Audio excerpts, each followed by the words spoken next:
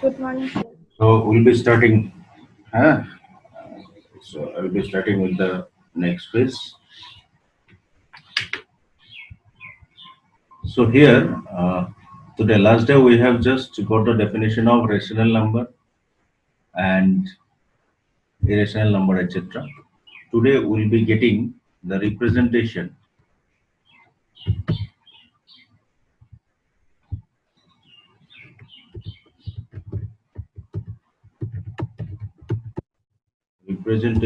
of irrational number, representation of irrational number in number line. This will be getting today. So we'll try to see how to represent an irrational number in a number line. It is a very important part. Irrational number means those numbers which are not in the form of p by q with p and q as integers. So this will keep in mind, and then we will try to represent those numbers in a number line. Now, how we'll do is, first of all, we will try to represent root over 2. Root over 2 is a number which is irrational number. I'll come up to the decimal expression also about these numbers. But before that, let us know how to represent them in the number line. So for that, I'll not write the statements. Statements you take it from the book directly. It will be easy for you to understand also.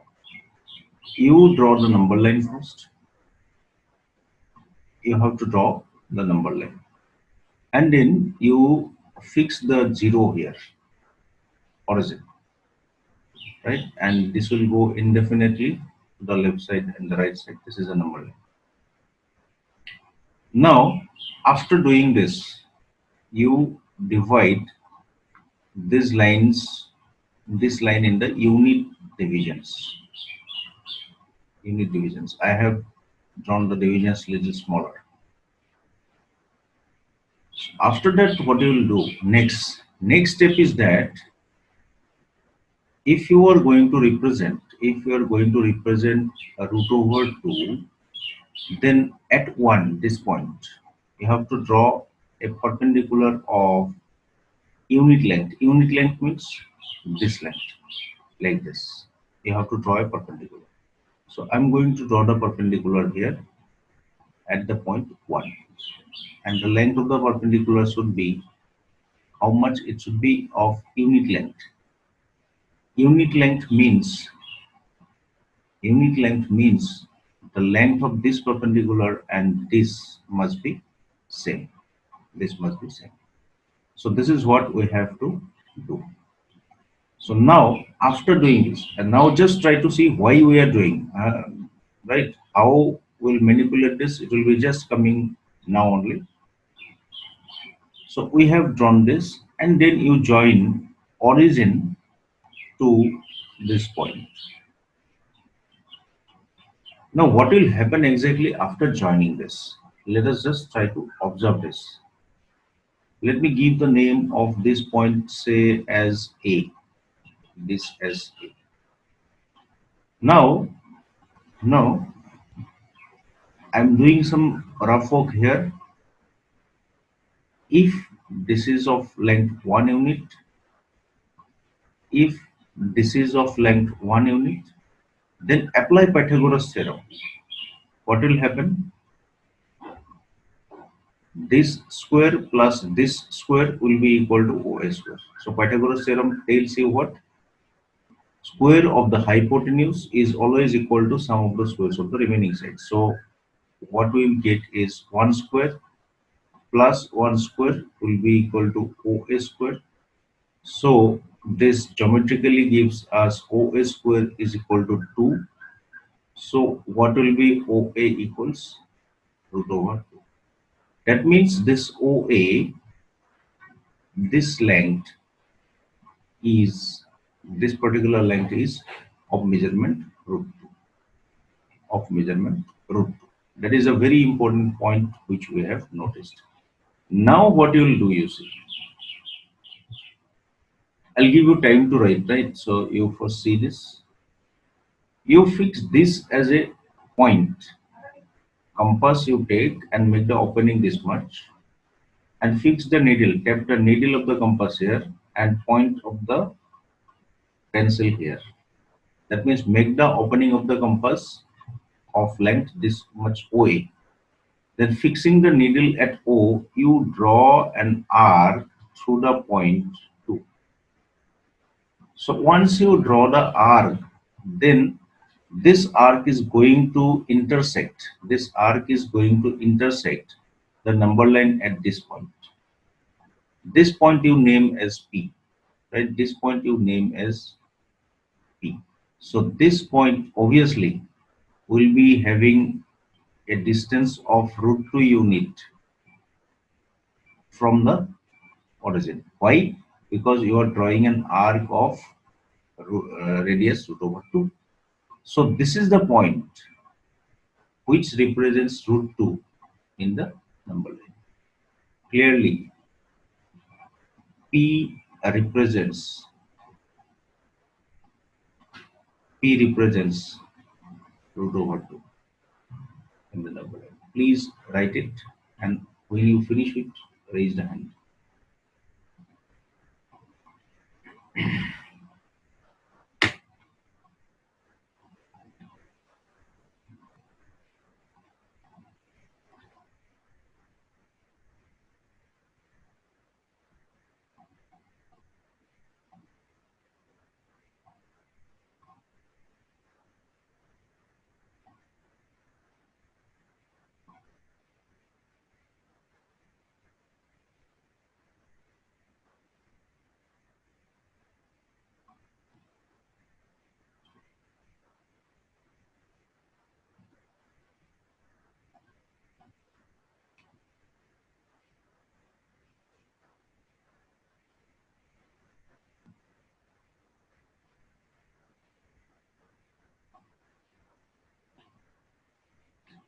Okay, now this figure only we need the same figure for representation of your another irrational number, that is the √3.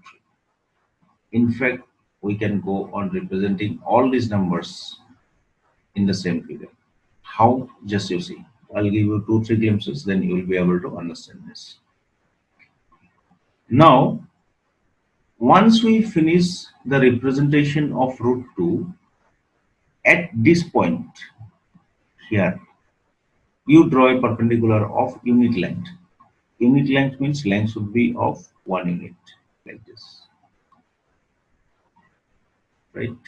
We have drawn this. And once we have drawn this, again in the same way, from the origin, we draw this line. We join that. Now this I write as point B. Now from the figure you try to see, I can write OP square plus AB square is equal to OB square. Because which one is OP? This one is OP. This is PB square, not AB. I have written AB. I'll correct that. PB square equal to OB square. Right? This should be a PB square. Now you put the measurements. OP is √2. So square will give you 2. PB is of 1 unit length. So it will be 1. So this will be OB square. So ultimately, OB will be equal to how much? √2. So you are done now.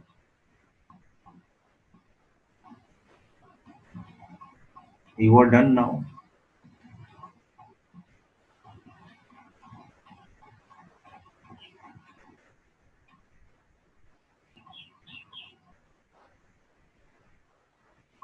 Right? So now take O as the origin and OB as the opening and draw another arc like this. So it will cut the number line at some point. This is suppose Q. So very clearly, Q represents √3. Q represents √3. So now from here you are clear that to represent the number √3, we need the help of √2. Now, if you proceed with the same idea, drawing another perpendicular here at 2, this time you are going to get root over 4, that is number 2. So that is not needed, right? So we'll go for one more for root over 5. So once you finish it, tell me.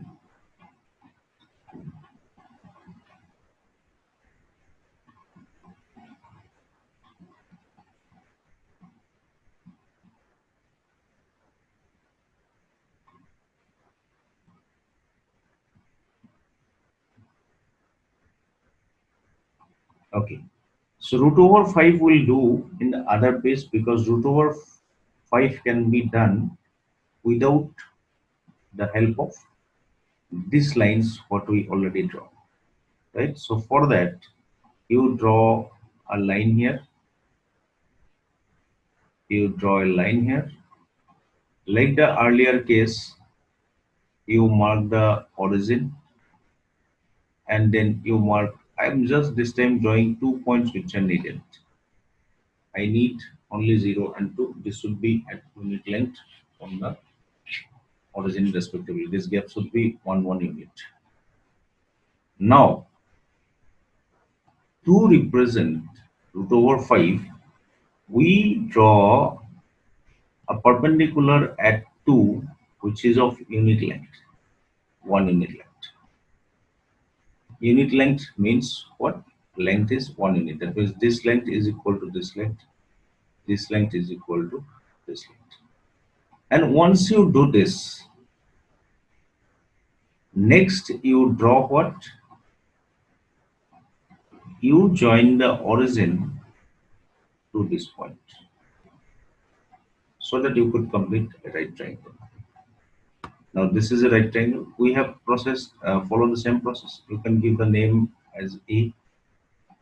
Now you see, this length is of 2 unit and this length is of 1 unit.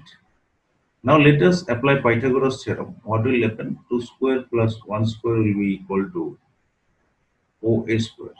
That gives us OA equal to root over 4. That's it. Right? So once you finish it, this OA is going to give you root 5. So take the origin, this O as the center, OA as the opening, and draw one arc like this. So this point you name as P. Right? This represents the which number? Root over 4. This. So you write clearly P represents root over 5. You got that. So root over 7 means at root over 5 you draw 1 unit length. Like this you will proceed. That I will not show. So this is what the representation of irrational number is.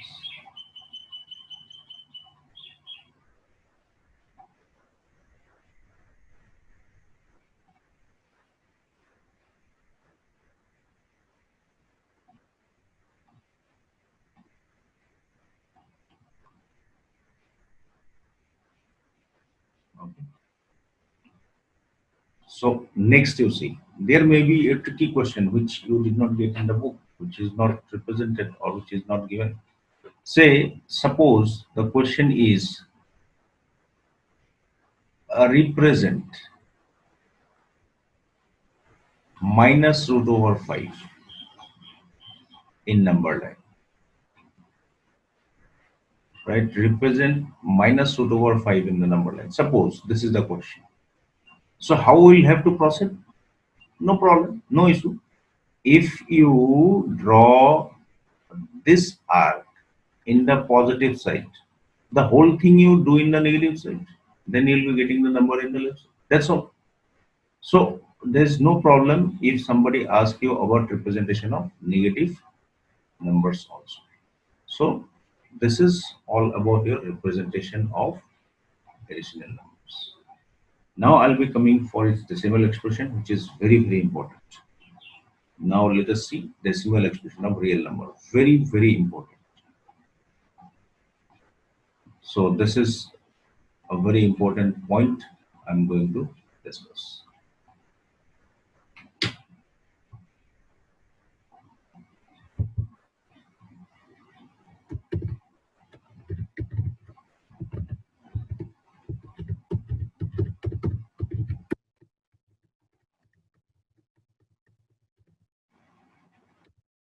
Decimal expression of real numbers.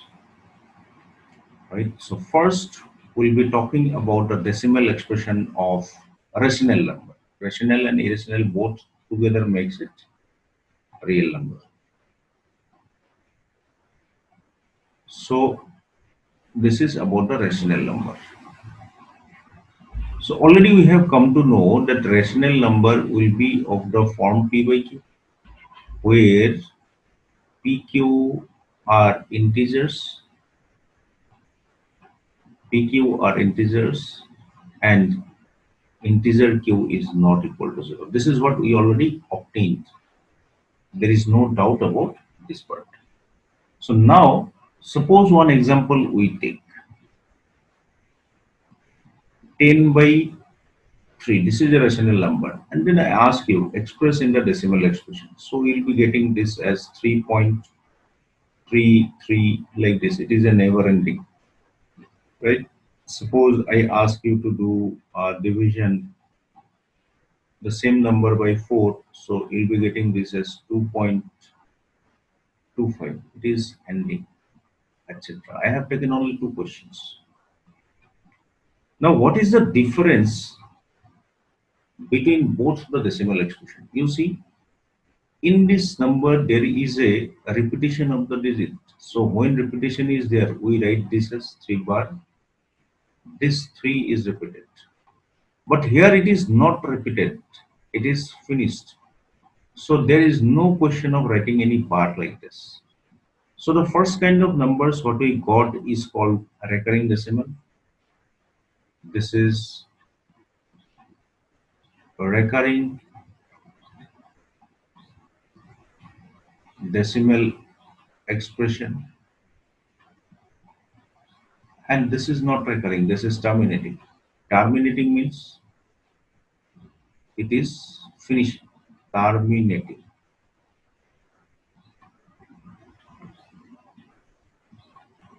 Now just try to understand that a rational number can have only this particular two expressions. One is recurring and another is terminating. Recurring we can write in fact in a more better way, non-terminating. Terminating means finishing, right? So non-terminating means never finishing. You see, you can go like this forever. You will never finish the division. So it is non-terminating recurring decimal expression and terminating rational terminating decimal expression. So every rational number can have only two expressions. Two expressions. Every rational number. This is the output of this particular explanation. Only two. One is flatly terminating. Another is non-terminating,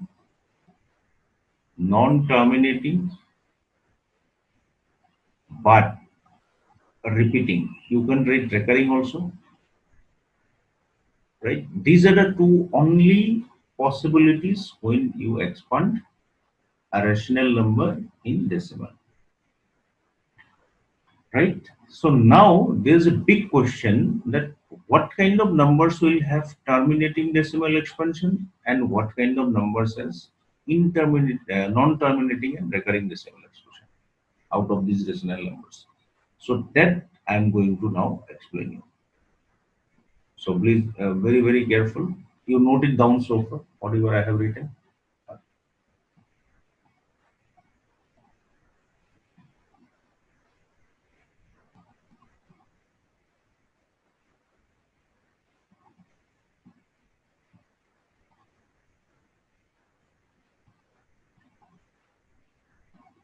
Once you finish, please raise the hand.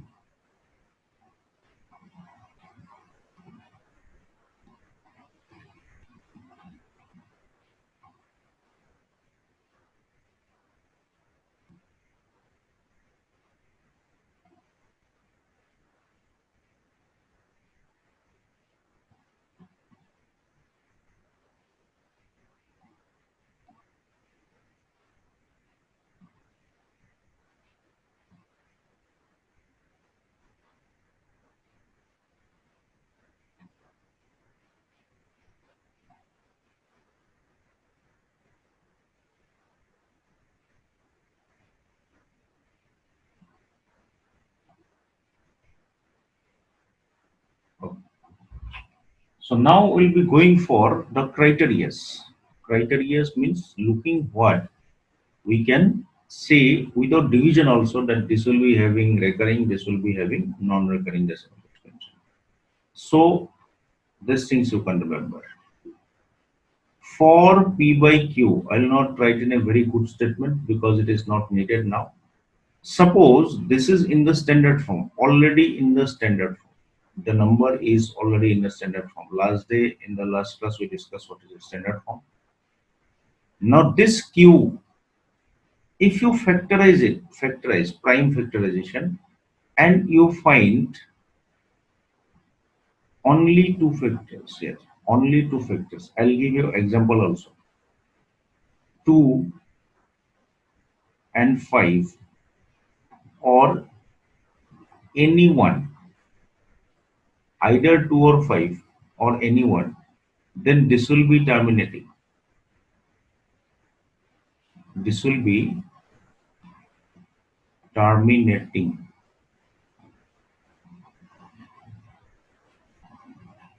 This decimal expression will be always terminating, right? So I'll give you example, or otherwise remember it, if it will contain other factors other than 2 or 5, then it will be non-terminating. So here example is very prominent from here only, but still I'll be taking, suppose 10 by 3. Your number is already in the standard form, so this is the denominator. So if you draw the prime factorization, do the prime factorization, it contains only 3. So you see it is other than 2 and 5, so it has non-terminating. Whereas 10 by 4, it is not in a reduced form. So first you reduce it. Then this 2, you see what are the prime factors here? Only 2. So it will have terminating. It will have terminating. And as we have seen, we have. I'll be taking some complicated examples also. Right? Suppose somebody tells you that you divide, say, 1000 by, say, 8. 1000 by 8. So you see this 8 can be written as 2 cube.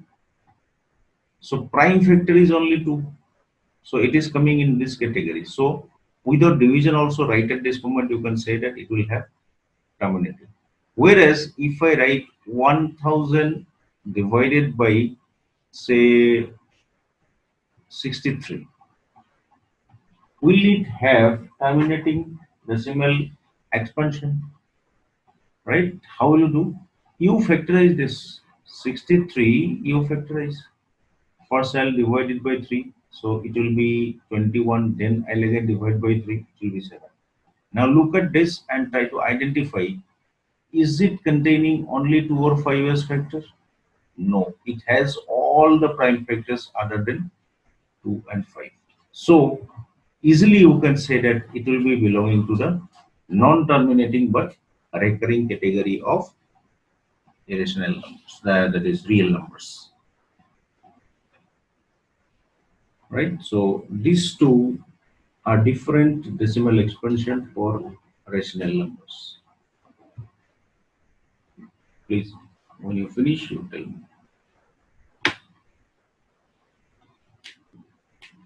I'm taking a little more time in explaining this because this is the basic, very fundamental things you need to know. Once it will be clear, the other things will proceed fast.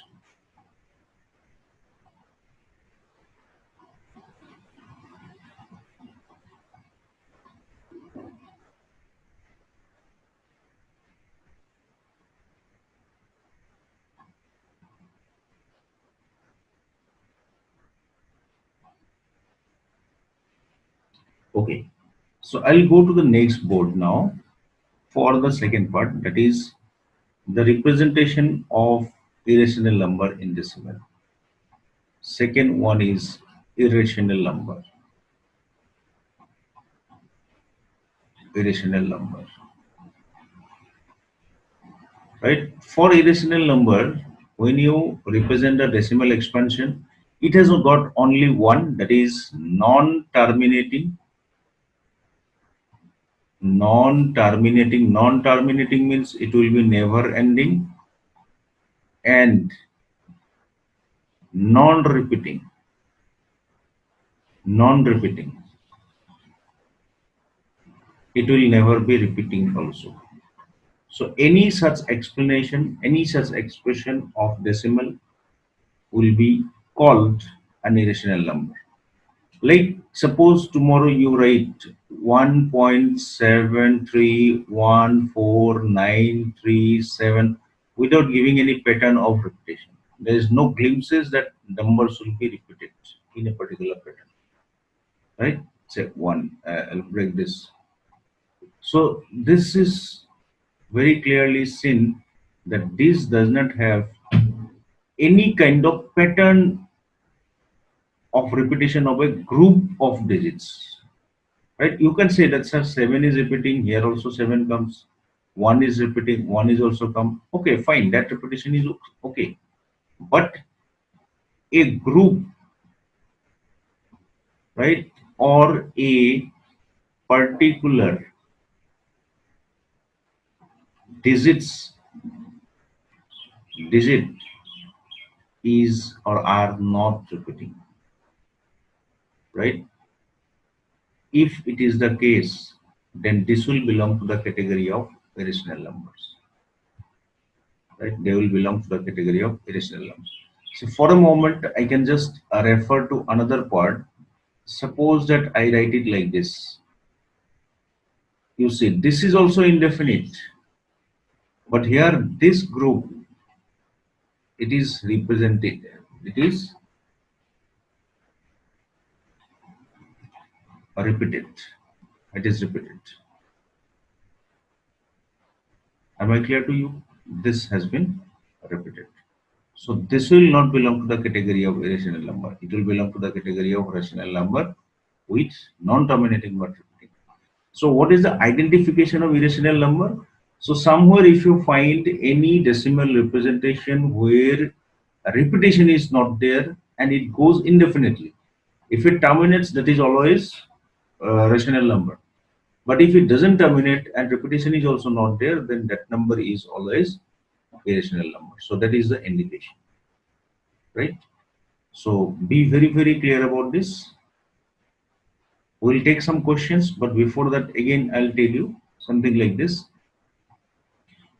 In a nutshell, right, to understand that whenever you work out roots, it may not be square root only, this is a square root, but if I even work out cube root of 2, it will also not come in a terminating decimal. Maybe fifth root of 4, right? Square root of 4 is 2, fine, but fifth root of 4 is not 2, something else it will be. So if you get this kind of things, right, these are all irrational. It is not the case that square root only becomes irrational. It may be any root which cannot be extracted easily. And any expressions involving all these are known as surds. So we may have 2 plus root 3.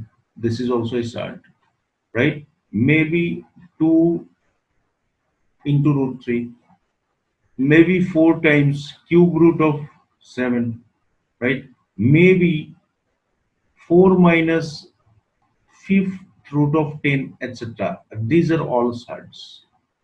They are known as surds. They have a different name, that is SURD. SURD. You just write it down. I'm just coming 1 minute.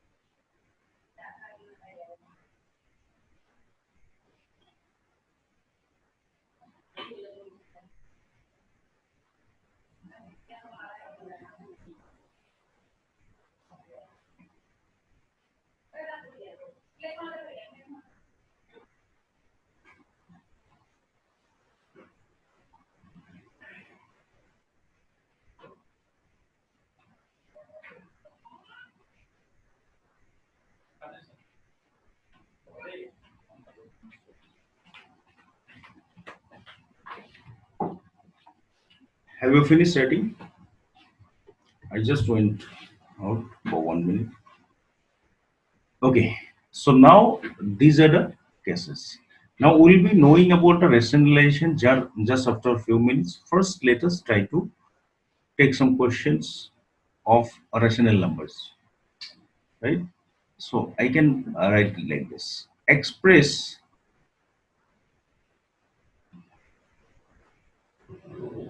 the following in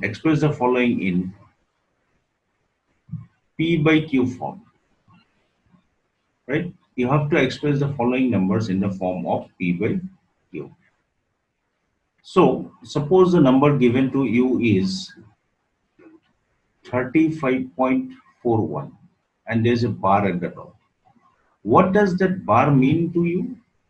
That this number is repeated, this group of number is repeated indefinitely. So now, as you are doing already, so I'll not take more explanation of this, I'll do directly, then you will understand. Now, for starting, we are going to represent this number by x. Now, if you try to write the number completely, so what you'll get 35.41.4, sorry, 414141, like this it will go on repeating indefinitely. This is equation number 1, right? Now, very clearly you note one thing. You have to multiply 10 this x by one suitable number, maybe 10, maybe 100, maybe 1000, so that in the right hand side part of that multiplied result also contains 414141. Just I'll do a rough work so that you will understand. Suppose you multiply 10 with x, then what is the resultant number? 354.141414, like this. I do not need this repetition, remember it, because this decimal expression is not matching with this particular one. So I have to multiply by 100. And this is decided by whom? 100. How did you come to know? There is a small trick to understand. The number of digits in the repeating group. That many zeros you have to use after 1. So there are 2 digits. So I am going to multiply this equation 1 by 100. Had there been 3-digit repetitions, I would have multiplied it by 1000. So you got this as 100x, and your reduced number will be 3541, and then decimal expression will be remaining same, right? And what is the advantage of keeping the decimal expression same? It is very advantageous because now if you minus, whether you minus 2 from 1 or 1 from 2, let us make the reverse one, then I'll get directly the positive value. I'll do 2 minus 1. Then left side, what will I get? 100x minus x. Right side, what will I get? See, this whole portion will get cut, right? Now do not be confused that there are 4 groups of 4.41 and here 3 groups. This doesn't make a sense because it is going to represent repeat indefinitely. So this is all the same. So you will be ultimately left out with 3541 minus 35. So now make a correction, simplification. So this will be 99x. Then if you subtract it, what will it be? 3506. Therefore, what will be x equals? It is 3506 divided by 99. 3506 divided by 99. Now, if any cancellation is possible, let you do. Cancellation by 11. No, I think this will be the final answer. Just see, I'm not checking it. So this is the representation.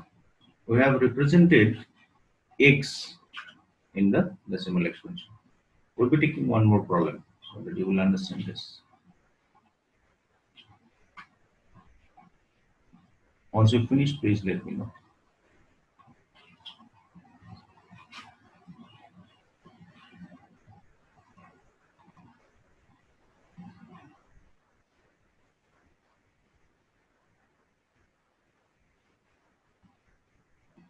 Only one more problem of this Celtic because already you have done, and the problems from the book you will do. And if you find any problem still, please let me know that. Okay, so without much delay, I'll go for the next problem. Number B. Here the pattern of the decimal is little different, so I'm going to take this. Say a 12.134. Repetition bar is only on 34, not in the 134. So now see, here also will be representing this number by x. Now if you expand this, what you will get, it is 12.1. Then this 34 only will be repeated. Make sure that you understand this. Here 134 completely will not be repeated because it is very clearly given that the bar is on 34 group. So now once this happens, now there is a problem this time. There is a digit which is not repeated in the right side. So before you go for any process of subtracting, you make sure first that this one should not be in the right side. This should not be in the right side. That is the first thing you have to do. Now making the right side's decimal part same or not, forget about this. We'll first keep a concentration on 1 and then we'll try to remove 1. How will we remove 1 this time? So you multiply this by 10. 1 by 10. Just 1 by 10 if you multiply, what will happen? Left side will be 10x and it will be 121.343434 like this. Now this is the step which you have to carry on or perform once you get any non-repeating digit in the right hand side. First you keep it to the left hand side by multiplying it. So we did. Now once you have got this idea, you have now reduced the problem to the previous line. See, this time only this part is repeated. And therefore this whole result should be multiplied by a number, right? What type of number? 1 followed by 2 different 0. By that you have to multiply. Remember it. By that. Which you have to multiply? 10x. Right? So that means equation 2 should be multiplied now by 100. Not the original equation. Be very, very careful about that. Because in the original equation we do not have 343434. We have 13434 like this. So now if you multiply this by 100, then this will become 1000x and this will give you 12134 and this is 343434 like this.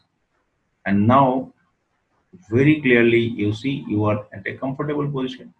Now you can minus equation 2 from equation 3. So in the left side it is 1000x minus 10x. This gives you 12134 minus 121. And now you get the result. It is 990x. And then if you minus it, what will get you see? 120. 34 minus 21 is giving you 1 3, right? So what will be your result? This is going to give you 12013 divided by 990. If any cancellation will be whole, then you do this. Please note it down, and once you finish, let me know that.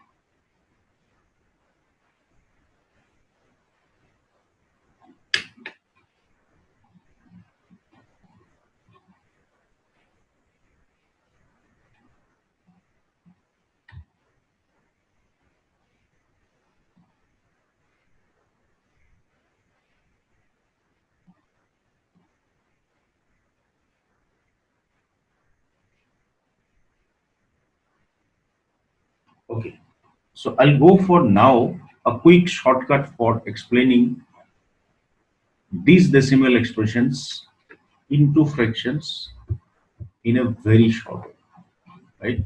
So I name it as master shortcut. So you see that this will be helpful when you do, in fact, these questions in multiple choice questions. So I'm writing master shortcut to express a rational number, to express a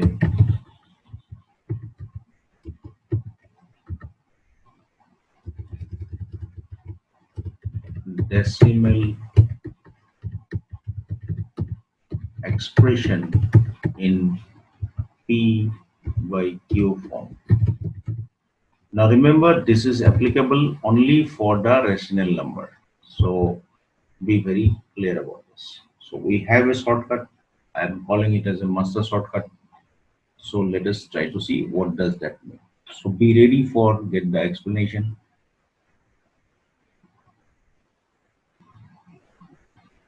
Should I proceed? You are ready perhaps. Okay. So how will do you see? How will do? I'll take an example and I'll express you. Uh, Suppose there is a number. I'll take that number only which we have done with 35.41 if I'm not wrong. Now this I have to write in the form of a decimal number. How will we write it? Please see that. First of all, you try to see which particular part is repeating. First of all, make sure. So there are only two digits and the whole, remember it, complete part in the right hand side of the decimal point is repeating.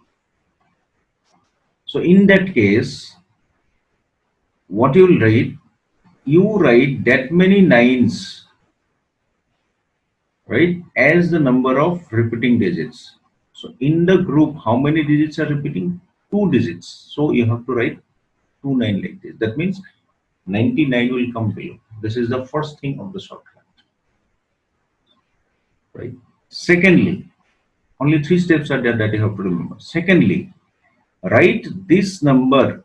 Remember decimal, if I write this number as 35.414141, I need not consider these four ones. I only consider once the repeated numbers, repeated digits, and then I will write the whole thing without the decimal number. That means you remove the decimal and write the number. We get this 3541. 3541. Till here, am I clear to you?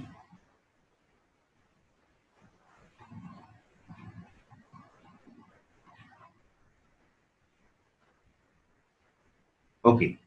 After that, you have to subtract. You will subtract that number which is left once you cross the repeated part, only the repeated part. So the number left out after crossing the repeated part is 35. So now this is what you have to. Now this is what the result is. Now you can see this is the concluding step, almost what we did when we explain this problem by multiplying 10. So this is, I'm not writing the simplified part so that it will not take time. This is one. One more example I'll take with this shortcut so that you can do it. Say 3.49491. This time I want to consider a number where all digits in the right side are not repeating. So please concentrate on that. First thing, always you concentrate on the right side to write the denominator. How many digits are repeating? There are two digits repeating, so two nines will be coming. But this time there is one digit which is not repeating. So for non-repeating digits, you will write as 0. If there will be 2, then this will be 2 zeros. Can you got a difference with the previous ones?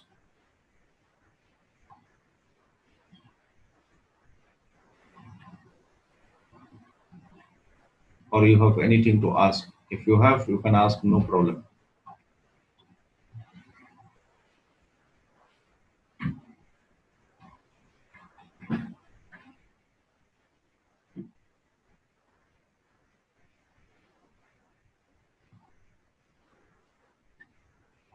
No problems. Okay. After that, you write the whole number without the decimal and the repetition sign bar. So it will be 3491. Then once you write this, then you have to minus. You have to minus. Which number you will minus? The number which you are left with after crossing this decimal, repeated part. But remember, without decimal. So you have to minus this. So whatever is the answer now, that will give you the required value to you in the form of P by Q. I'm not going to simplify this, right? So this is the way how we can draw or we can express a decimal expression in the form of P by Q, provided it is rational. One more I'll do for quick ones. Suppose 2.4971. Somebody writes it like this, 2.49. Acha, this time I'll make one more thing change, because otherwise you may be thinking, okay, always there will be 2 digits only in the repetition. No, it may be anything. So this, if I write, what is my process? First of all, you see the right hand group and you see how many are repeated. 3 digits are repeated, so 3 9s. There are 2 digits which are non-repeated, so there will be 2 zeros. The numbers, complete number without the decimal, minus the number without the repeating part, that is 249. Now you will simplify. This simplification I have given you the way. Right? So this is the master shortcut by which you can express any decimal expression for rational number in the form of P by Q. So once you finish, indicate me that I should move forward.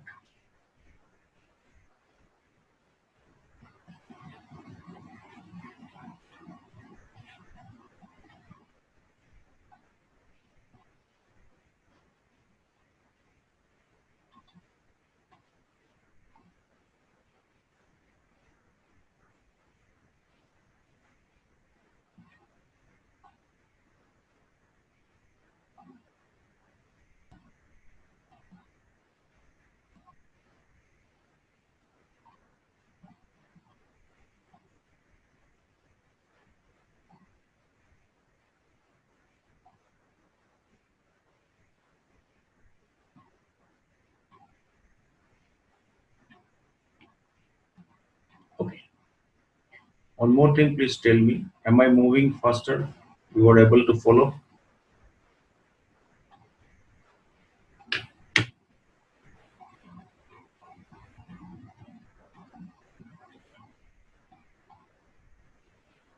You can unmute or you can send me a message also. It's okay, right? So now next we are going to have something called rationalization. Something called rationalization.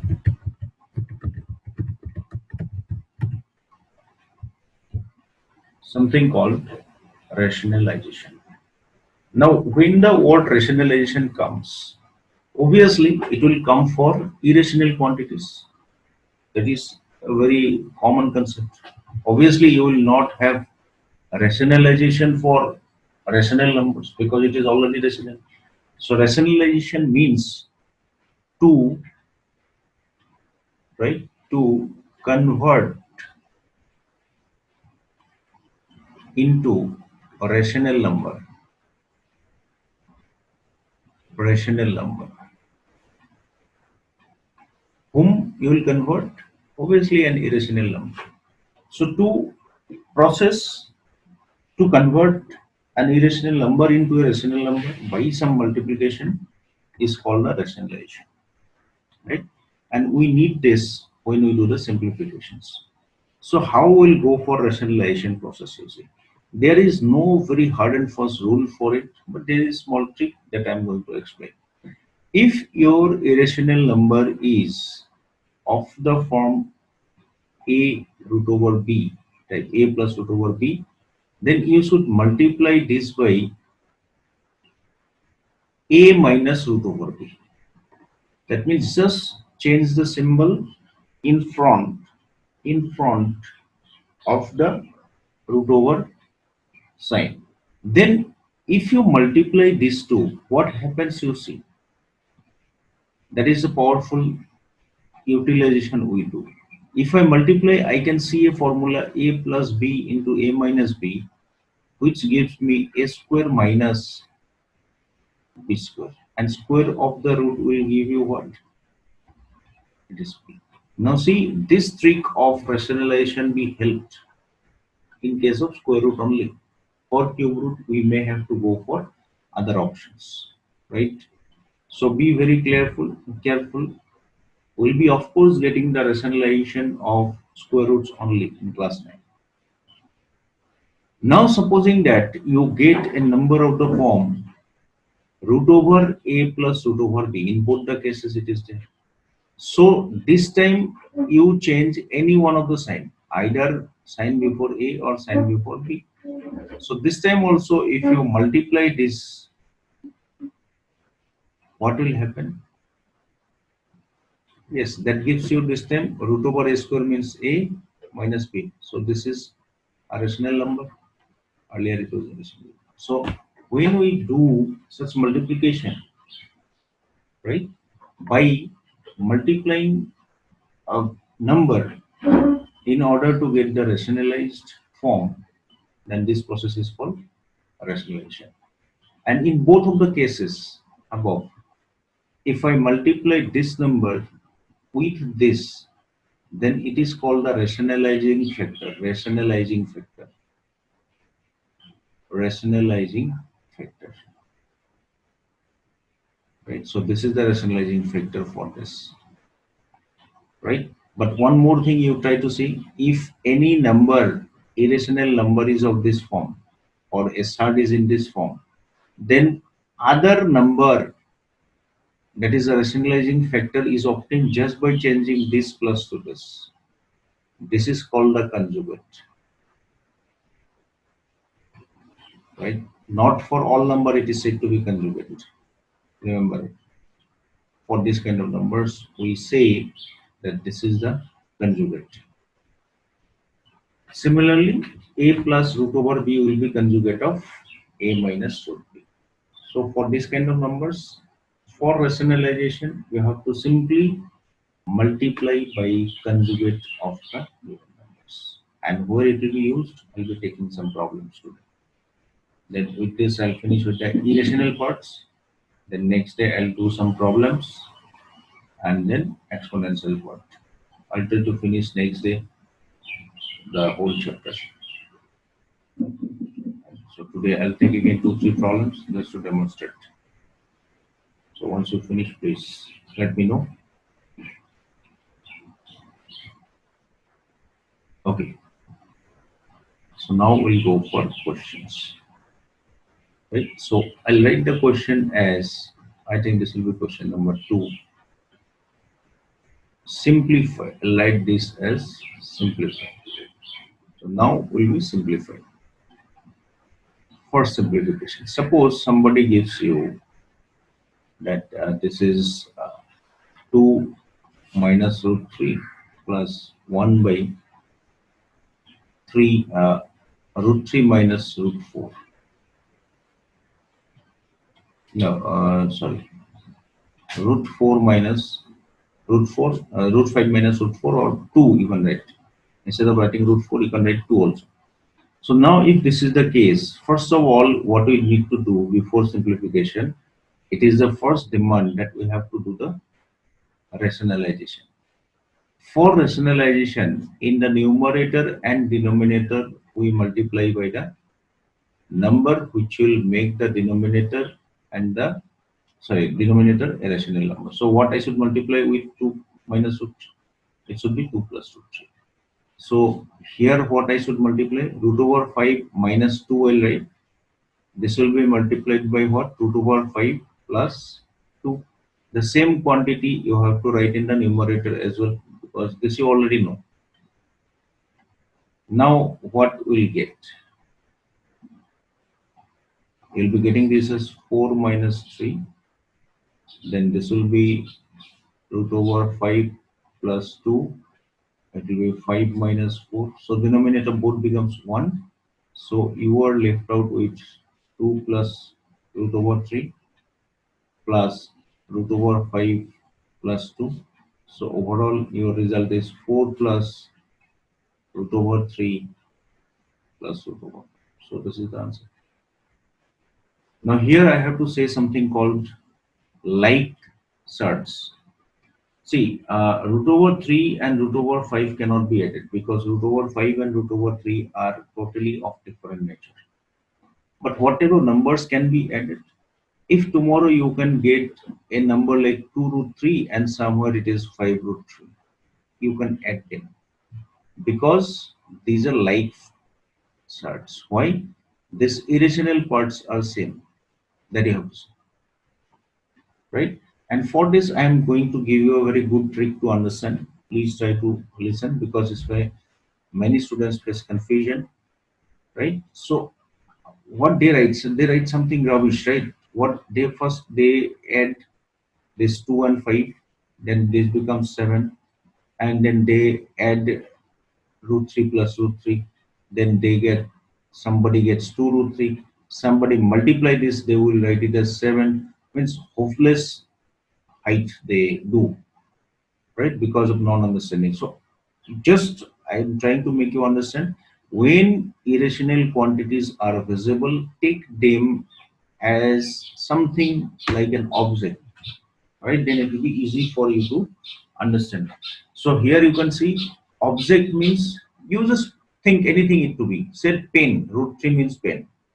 So here you have 2 pens, here you have 5 pens. In between operation is plus. So 2 pens and 5 planes. Total how many? 7 pens. So your answer is this. If this is the case for minus say 4 root 5 minus 7 root 5. So this you can consider as an elephant. 5 elephant, 7 elephant. Sorry, 4 elephant, 7 elephant. You have 4 elephant minus 7 elephant. So minus 3 elephant. Elephant, remember it. Only minus 3 will not be there. It is minus 3 elephant. So this is the way how we tackle the calculations. Many a times students get confused, which is not the case. Which should not be the case. Right? So this is the idea how we tackle even addition and subtraction. But if somebody asks you to multiply, what will happen? 2 root 3 multiply 5 root 3. Very nice. Here we do the multiplication first with the rational quantity to rational. They say 2 into 5 will give you 10. And then this, if it is possible to multiply, we'll do that. So root 3 into root 3. Root 3 into root 3 will become root 3 square. That means 3. So another 3 will be multiplied and your result will be 30. Remember it is the multiplication sign here because these are multiplied. So your answer is 30. Whereas if these are different roots, say 2 root 3 multiplied to 5 root, say 5 root 5, then we multiply these two, 10. And then root over also we multiply. It is same root, root over 3 into root over 5. So under the same root, both will be multiplied and your result will be 10 root 15. Many students write it absolutely rubbish. So I cannot tell you what they will write because it cannot be predicted. Somebody might write 2 into 3 root over 6. Somebody might write 5 root over 5 into 5 gives you root over 25. This kind of hopelessness they may show. I don't know which they will write, but please try to be sure about this. If you have any confusion, please ask me.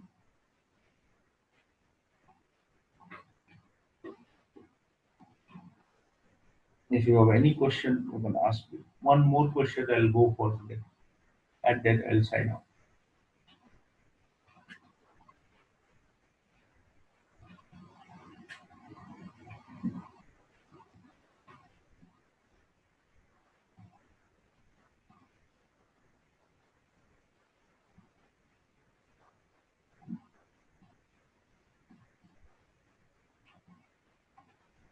No question for us. Okay.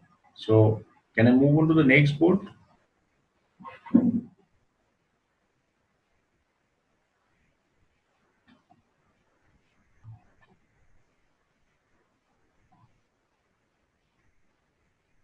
Okay. So now this color I did not change. Anyway, no problem. So I'll be taking one question, another question, simplification only. Right. Suppose you are told to simplify this 1 plus root 2 plus root 3. There are two irrational quantities like this. So this time how you'll do the rationalization, right? So because of that I have considered. So here your rationalizing factor will be little different. How you'll do, you see, you make a group of the first two and one irrational quantity as the second group. In your mind's eye, treat this as A and this as B. You need not write it, just I'm talking about thinking. So now A plus B has to be multiplied by A minus B. So your rationalizing quantity will be 1 plus root 2, this is A, and then this is B. And the same you have to write here. But this is going to be little bigger in size, right? This is going to be bigger in size. There is no out. I cannot help you, but you have to do this. Now what will happen? It is A plus B. It is A minus B. So A plus B into A minus B gives rise to what? A square minus B square. So this is A square. This is B square. And numerator, there is nothing now to work on. You leave it like this. Because now one step of simplification is still there in the denominator. Now you see what maximum students do as a foolishness. This is A plus B whole square. Many students write what 1 plus 2 directly. But do A plus B whole square meaning A square plus B square? No. It is A square plus twice AB plus B square.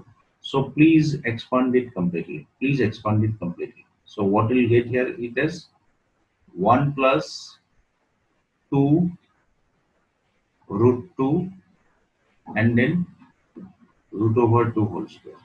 And this will become how much? 3. And then numerator, you have the same thing, 1 plus root 2 minus root 3. Now you see, once you did this particular step, you have removed one of the irrational quantity from the denominator. That's the trick actually. That's the thing we need to do. So now what happens here? Luckily we get this one and this two combined and cancel with this 3. So you are left with 2 root 2. Luckily, if this were not the case, you would have got one shard containing real rational and irrational part, then you would have proceeded like this only. So now by what you have to multiply? If it is a simple shard like this, you multiply this only by root over 2. Only by root over 2. This is the advantage. Single irrational quantity can be simply made into a rational number just by multiplying that number itself. So I multiply. Now what will get? Root 2 into root 2 will give you 2. So 2 2s are 4. And numerator also you simplify. Root 2 into 1 is root 2. Then root 2 into root 2 will give you what? 2. Then root 2 into root 3 will give you what? Minus of root over 6. If you would like to write the answer, you can write it like this. 2 is the rational quantity you can bring first, and this 2 you write here, and then below. So this is the simplified form. Please see, and once you complete it, raise your hands. I'm going to sign off for today. And next day we'll finish this chapter by discussing problems. I'll not linger this problem. Okay. So if you have any questions, you can ask. You have any question, unmute, and you can ask. Otherwise, I'll sign off.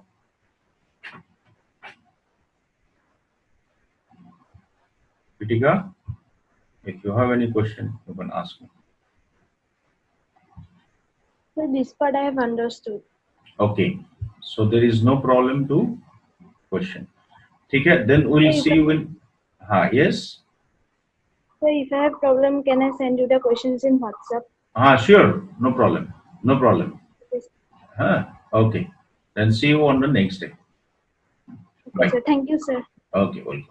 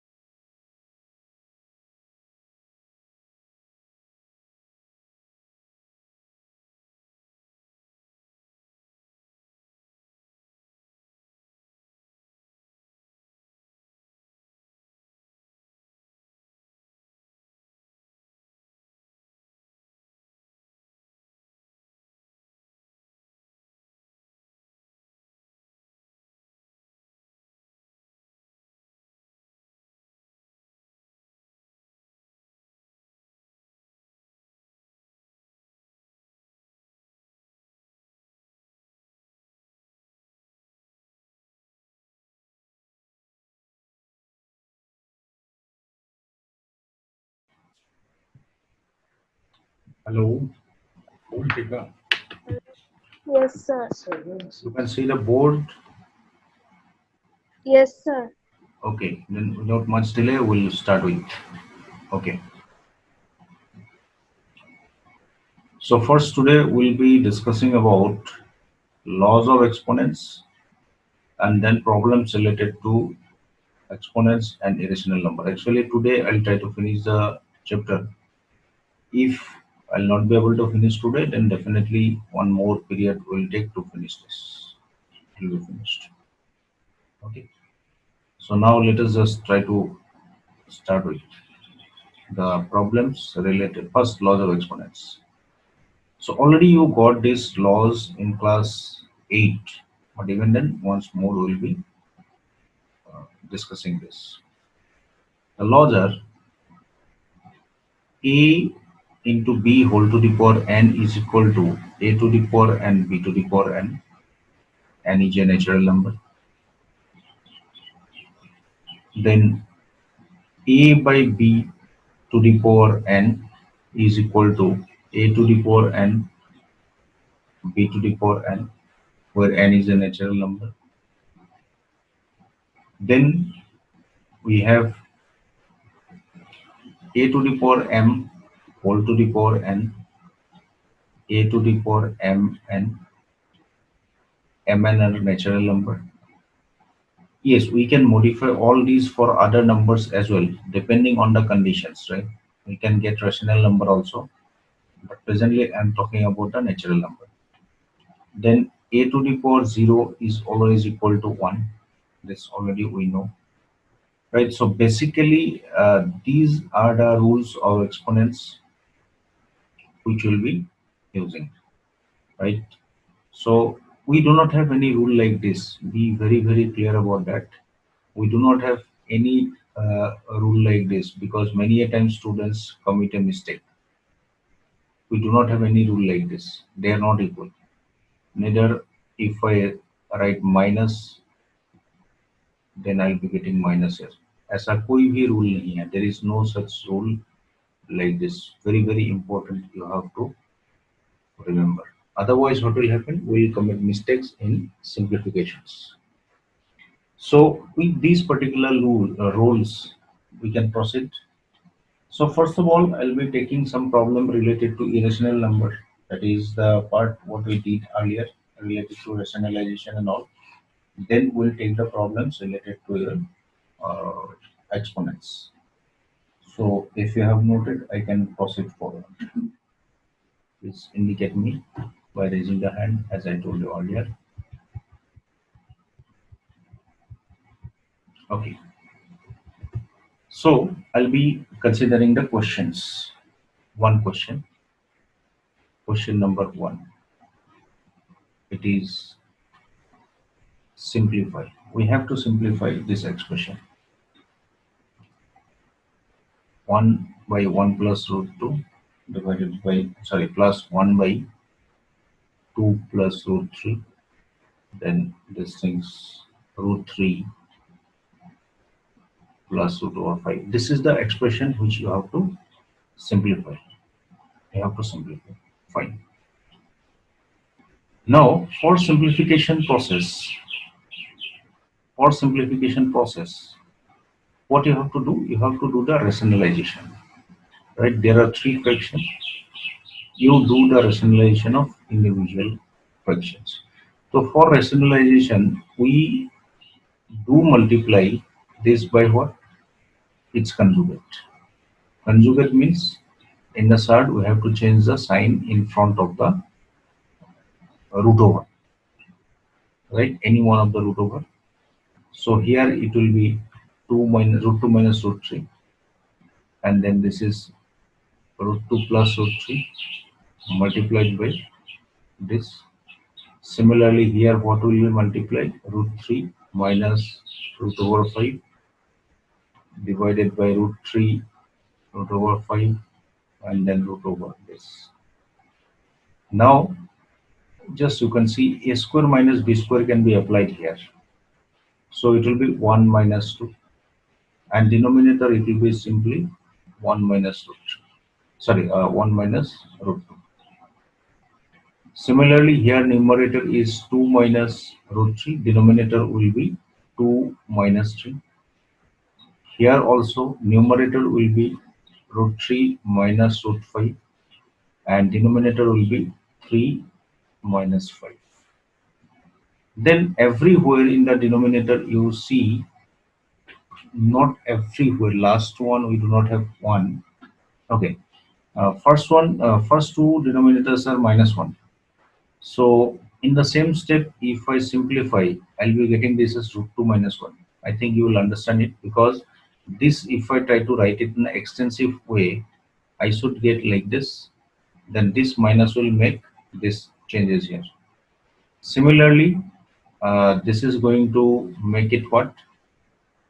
Just you see whether you can understood or not. You can easily understand this, because this also I am doing separately outside. Root 2 minus root 3 divided by minus 1. If I divide by minus 1, I'll be getting ultimately minus of root 2 plus root 3, which I have written here. And here it will be minus half. And you will be getting this as minus root 3 minus 5. Right? So now ultimately what you do, you go on breaking the complete bracket, and then you see which particular like terms can be combined. So here easily you can identify this root 2 and this root 2 will get cut. These root 2's are getting cut. These root 2's are getting cut. Fine. So then this minus 1 will be left out. Then this is 1 root 3 and this is minus half root 3. So keep root 3 as a quantity. Then in the first it is 1 for this coefficient, and for the other one it is minus half. So 1 minus half will make it half, and root 3 will be left out. And at last it is root 5 by 2. So now if you want, you can take the LCM and you can write the reduced simplified form as this. So this is the simplified form. Once you finish it, please raise the hand.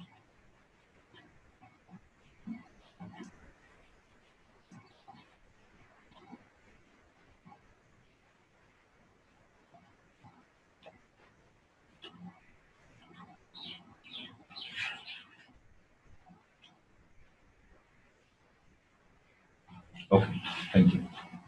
So now I'll be giving one question which you will be keeping for you as a homework, right, that you will keep for you as a homework. This I'll not do. It is homework. Say question number 2. Prove that. I am writing PT for that. Prove that 1 by 3 root 7 plus 1 by root 7 plus root 5 plus 1 by root 5 plus root 3 plus root 3 plus 1 is equal to 1. This is a homework for you. So please note down, you will be doing it. Not at this moment. After I complete the class, then you do.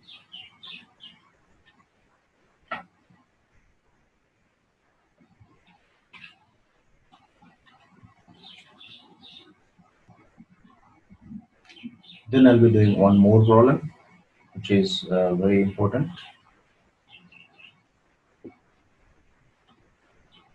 Evaluate root over 5 plus root over 2 divided by root over 5 minus root over 2 if root over 10 is 3.162. If this is the value, you have to find what is the value of this quantity that you have to work on. Right? So you see how we do. Actually, in this particular case, you may not directly find root over 10. But you have to do something so that you can replace the root over 10 value. So what you can do is simply the rationalization. See whether it will work or not. If not working, then we have to look for alternatives. But here, if you do the multiplication in the denominator by the conjugate, what will happen, you see? Below, that is denominator, it will be 5 minus 2. And numerator, it will be what? A plus b whole square. This is 2. So now you expand it. You go on expanding. You remember this particular formula. A plus b whole square equal to a square plus twice ab plus b square. So we'll be using that formula only. So here what will happen? It is a square plus twice ab plus b square. And below to it is 3. So now in the numerator you see root over 5 whole square will be 5 and this will be 2. So 5 plus 2 we are bringing together and these two together will be giving you root over 10. Now very well you can see that you got a place to replace the value of root over 10, that is 3.162. Now further the simplification is your responsibility. I have brought to the simplest one. So this calculation you will do and you will see, right?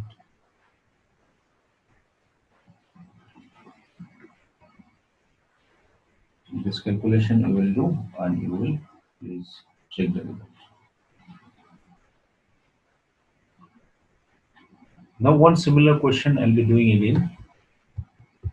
One similar type of question, but I'll not do it completely. I'll do up to the half.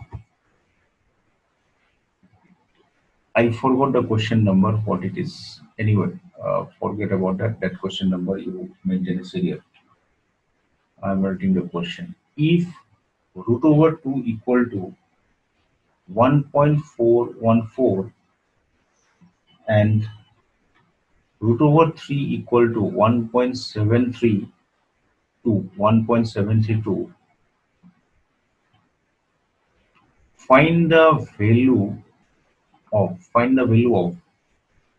you have to find this value.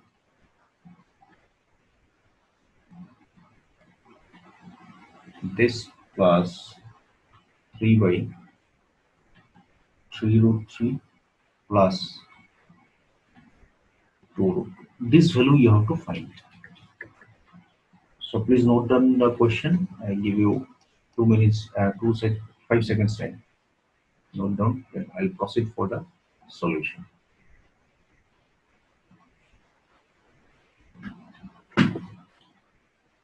So we got this. Now you see normal temptation. What does it say? You got the value of root over 2 and root over 3. So normal temptation says that चलो भाई directly हम लोग √2 और √3 का value यहाँ बैठा देते हैं यहाँ पे.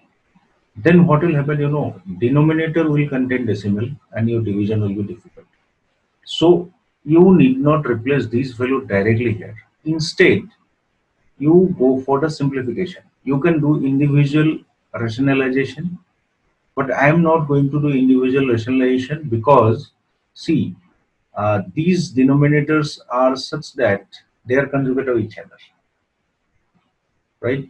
You will be getting a minus b here and you will be getting a plus b here. So if you take the LCM simply, it is going to serve your purpose. If it were not like this, you would have separately rationalized the denominator. So here simply we have to do it like this. Simply we have to do it like this, right? And this is the process by which we can avoid the root overs, right? The radicals we can say in the denominator. So what will I get? This is a square minus b square, and then numerator you multiply. This is 4 3 is 12, 12 root 3, then 8 root 2, then 9 root 3 minus 6 root 2. So now before you put the value, you simplify. What is 3 root 3 whole square? This gives you 3 root 3 into 3 root 3. So 3 3s are how much? 9. And root 3 into root 3 how much? 3. So this gives you 27. That means first one is 27. Next will be 8. And then we can add them up. This to 12 and 9 gives you 21 root 3. And then 8 minus 6 will give you 2 root 2. So we have simplified. Denominator now becomes 19. And numerator you put the value. Root 3 you have got a value 1.732. And then denominator you have got there, sorry, root 2 value is 1.414. And now I'll write etc. because this calculation is to be carried by you. These I am not going to do. Please make sure that you will continue with this. So once you finish it, please raise your hands to say me you have finished.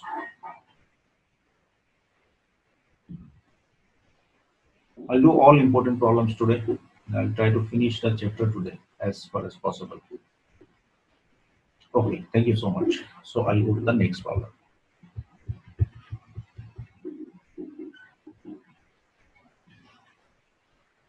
So next problem, question number, I don't know. Again, I'm telling you, this is next question.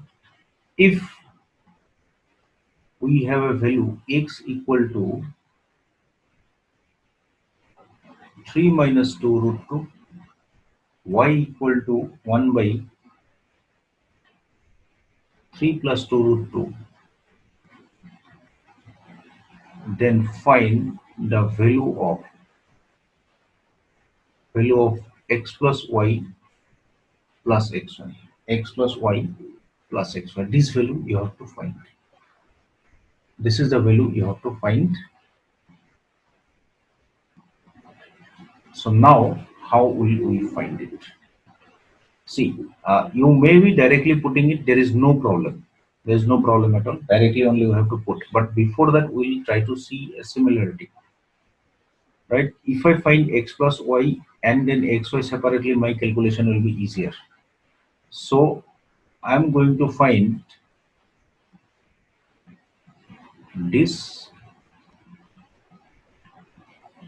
plus this. Right? So this is going to again what I can say. I can have LCM, and then this will be 2 root 2, and then this will be this much, right? So now we have to simplify. This will be 9 minus 8. 2 root 2 whole square will be, and then this and this will be cut. It will be 6 here. So what you'll get, 6 minus 6 by 1, that is value of x plus y is 6. And now you can find what is 1 by this, right?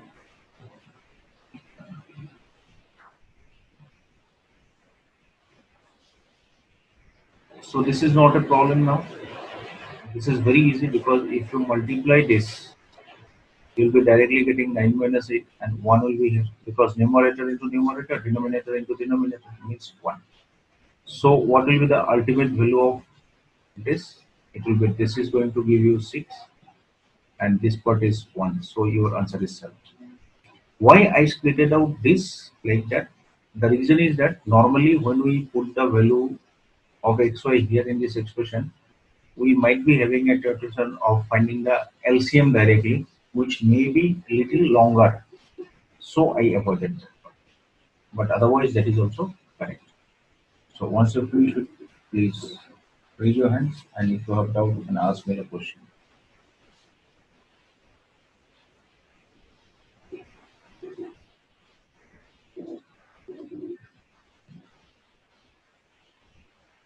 Okay. So now I'll be going for another important problem. Another important because we have different approaches for this. Because of that, I am saying it to be important problem. If x is equal to 2 plus root 3, find x square plus 1 by x square. So what two approaches are there you see? First, one approach I tell you which I'm not going to follow, and that approach I'll not do. I'm just going to tell you. That approach is what? You directly find x square, whatever is there, and you find 1 by x square, and you add them up. That is one of the part. But I'm not going to do it like this. Rather, I'll be applying this particular algebraic identity. Please just try to remember a plus b whole square can be written as a plus b whole square, sorry, a square plus b square can be written as a plus b whole square minus 2ab. Please try to recall that. I'm going to use that algebraic identities here. So what I'm going to get is, that means I'm trying to keep myself away from squaring the irrational number. So I can write it like this: 2x 1 by x. In that case, what will happen? In that case, what will happen? You can see that this particular part will be automatically cancelled, and it will become 1. It will become 1, right? So your next step immediately gives you what? Just the value of x. X will be what? 2 plus root 3, and 1 by x means 2 plus this. That is whole square minus 2. That's all. Now, before you go for anything, you rationalize this, then it will be easy for you to do the problem. So it will be 2 plus root 3 and 2 minus root 3. Numerator, it will be 2 minus root 3. Right? So I think now I am not making it different. You can do this directly. It will be 4 minus 3, 1, and numerator will be simply this. Whole square will be there, minus 2. So root 3 will be cut. 4 square means 16 minus 2. Your answer is 14. So this is the answer. So ultimately what you got, x square plus 1 by x square is equal to 14. Once you finish it, please again the same condition.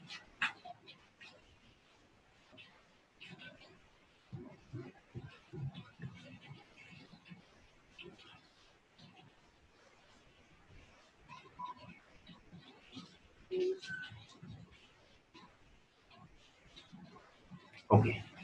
So now next I'm going for a similar kind of problem. The problem is very similar, right? Very similar. Next question. If a equal to 2 plus root over 5 and b equal to 1 by a, then find a square plus b square. You see the trick? Actually, this is the same problem what we did before, just before. Because if you start with this, say 1 plus a square plus b square, then if in case you replace b by 1 plus a square, you see, is it not the same as the previous one? Earlier we had x square, here we have a square. So your process will be exactly similar like this, right? So here I'll write etc. This part you will do yourself at home. Please make it sure that you will do it. One more problem at a time I'm writing. This is also homework for you. If x equals 4 minus root over 25, sorry, root over 15, not 25, root over 15, then find x plus 1 by x whole square and x minus 1 by x whole square. These two values you have to find. This is the question for you as a homework. This is a question for you as a homework.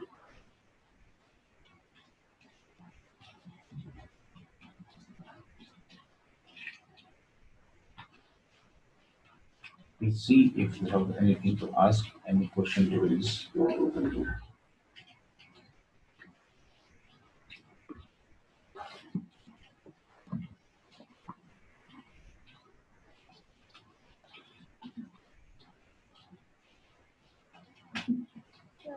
In this question, we can use the formula a minus b square, a plus b square.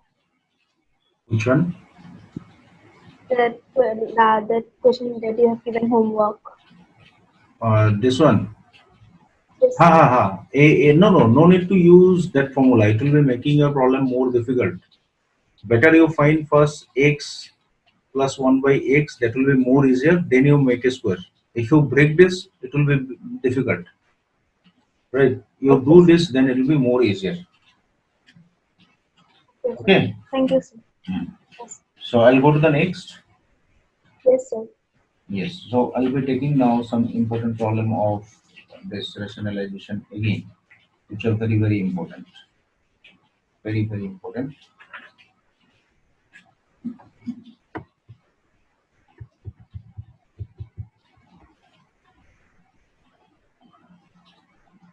Question.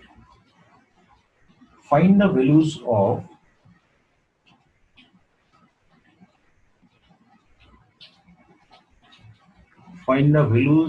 a and b if find the values of a and b if root over 3 minus 1 divided by root over 3 plus 1 is equal to a minus b root 3, a minus b root 3. This is what you have to find. This is what you have to find. So now let us just try to start with how we proceed. Same thing, we will directly, I am writing the complete formal answer. Now, what do we have? We have this equal to a plus b root 3. So there is nothing in the right side to be simplified. So right side you carry on in the same way, and in the left side you make it simplified. You try to simplify this. Once you will simplify this, what you are going to get? This is 3 minus 1, and numerator it is root 3 minus 1 whole square. Right hand side is being carried. Remember it. There are many students who used to forget to carry the right hand side, and that is not good. That is not good. So please carry the right hand side.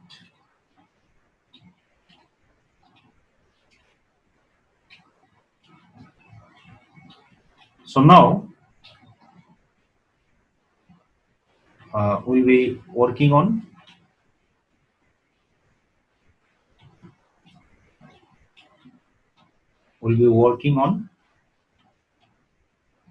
this side. What we'll get is 3, then twice AB, that is giving you 2 root 3.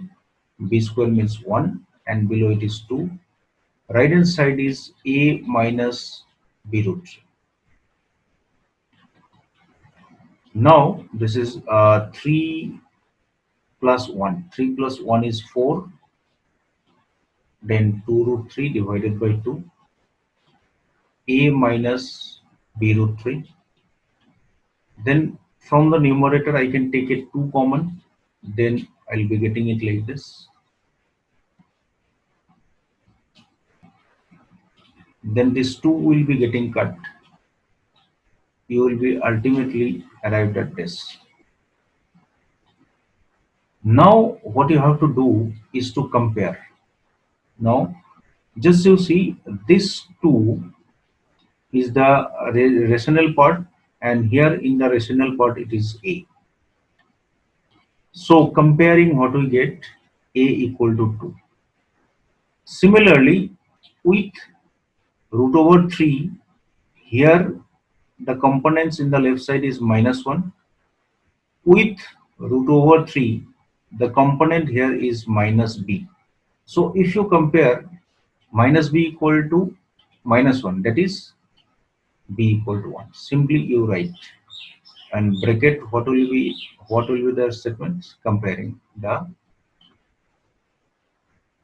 sides. So therefore value of A is 2 and B is 1. This is an important question from exam point of view as well. Please see that, and if you have any question to carry on, you can ask me.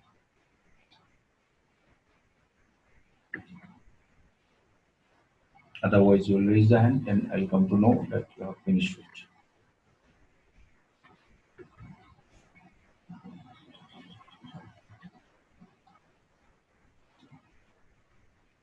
Okay, thank you. I'll go for the next question.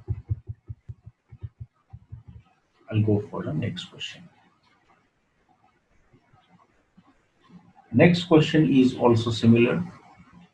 If x is equal to 2 plus root 3, find what is x cube plus 1 by x cube. Okay, here you have to use this identity. This identity is having two different expressions. I don't know whether you are remembering or not. If by chance you do not remember these things, I give you the alternative also. In that case, just you do this. I'm solving it, then you will be able to understand it. X is already there, and you can see that 1 by x is also needed. So 1 by x also you keep it ready.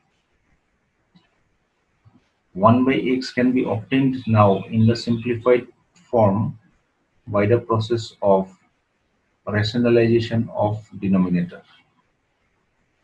So you do this, this will be 4 minus 3, so ultimately 2 minus root 3 is 1 by x. Now find x plus 1 by x. X plus 1 by x you find. This is the easiest way I am giving you, if in case you forget that identity. So once you get this, now you have a scope. Now you have a scope to do. What you have scope to do? Whatever value you got for x plus 1 by x, raise a power 3 in both the sides, and apply now a plus b whole cube. Even if you forget this deduction, but I am sure that you will not forget a plus b whole cube. So this is a cube plus b cube, then plus 3a whole into a plus b. This formula will apply. So it will be x cube plus 1 by x cube, then 3x into 1 by x plus 1 by x. 4 cube means 4 for the 16, 16 for the 64. This is the quantity which value is needed. So you keep it in the left side. And this value, this x and this x will get cut. You can see these two x will get cut, right? So you cancel that. You cancel that, and then you will be left out here with 3. And you have the value of x plus 1 by x, that is 4. Now, at last, you can get the value of this. Just you take these things to the right hand side. 12 will be subtracted, 64 minus 12. What is the value? 52.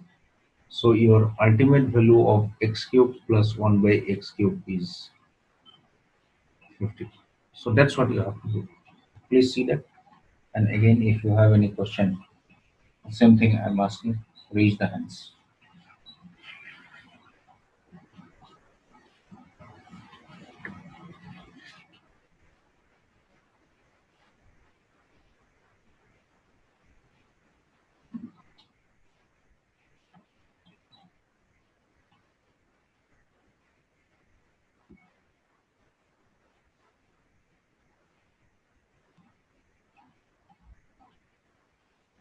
If I'm moving faster, please let me know that also, right? So that I'll minimize the speed.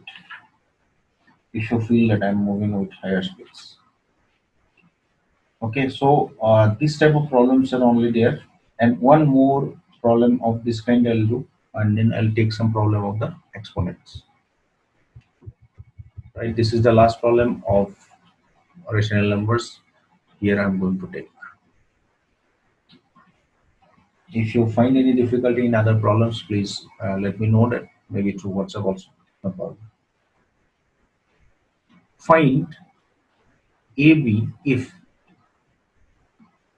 root over 2 plus root over 3 divided by 3 root 2 minus 2 root 3 is equal to a minus b root 6.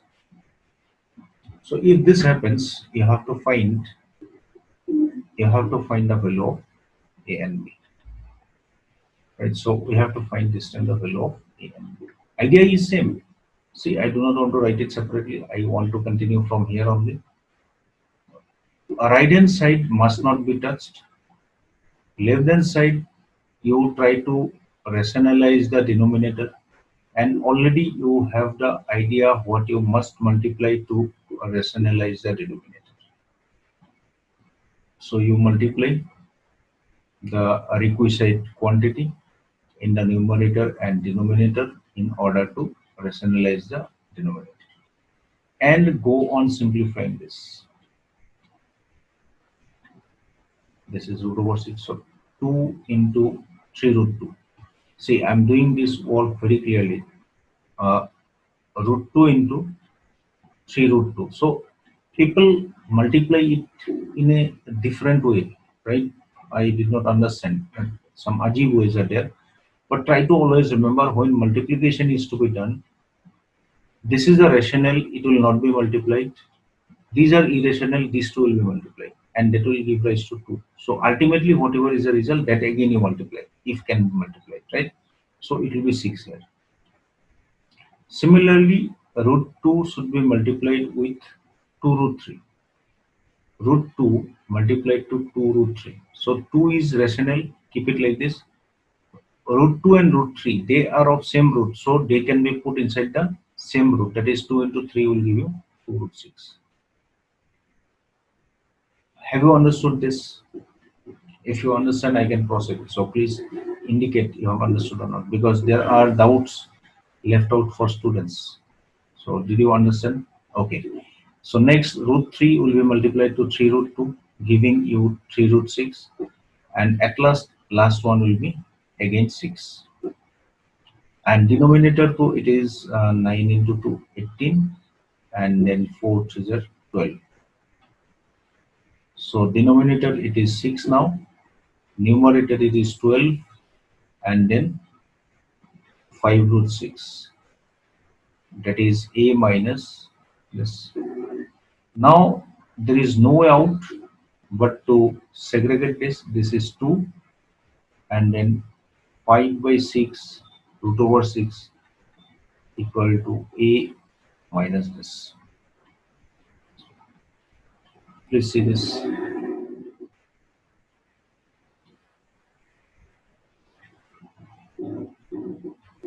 So now we have to compare. So if you try to compare, this is the rational quantity here, this is the rational quantity here. So that means after comparison, you will be getting a equal to 2. With root over 6, this is the quantity associated, that is plus of root over 5 by 6. With root over 6, here what is the quantity associated? Minus b. Remember, its sign must be taken care of. So value of b is minus 5 by 6. So ultimately you got a equal to 2, b equal to minus 5 by 6. So that is an important question. Please make sure that you have understood, and if you have any question, then you can raise.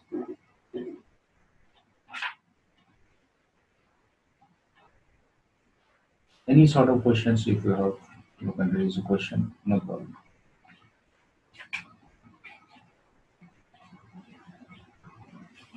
Sir, I have one extra question where I have doubt.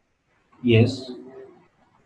So the question is, in numerator it is 2 root, and in denominator 2 root plus 3 root minus 5 root. Okay, I'll write the question. You just see and you will confirm me whether I have written it correctly or not. Numerator is what? Okay. Root 2. Root 2. Denominator? Root 2 Root 2 plus root 3 plus root 3 minus root 5. minus root 5. Okay. Okay. This I am going to do for you. It is not a difficult one. You just see. 3 roots are there. So you have to move stage wise. Stage wise means first you group any two of them. Let us group this 2 plus root 3 to be one group and this to be another group. And then I'll try to proceed for the rationalization. So if rationalization is to be done, then I have to multiply this by what? The plus quantity. This is 1, and the rationalizing factor will be root 2 plus root 3 plus root 5. And this thing you write in the numerator.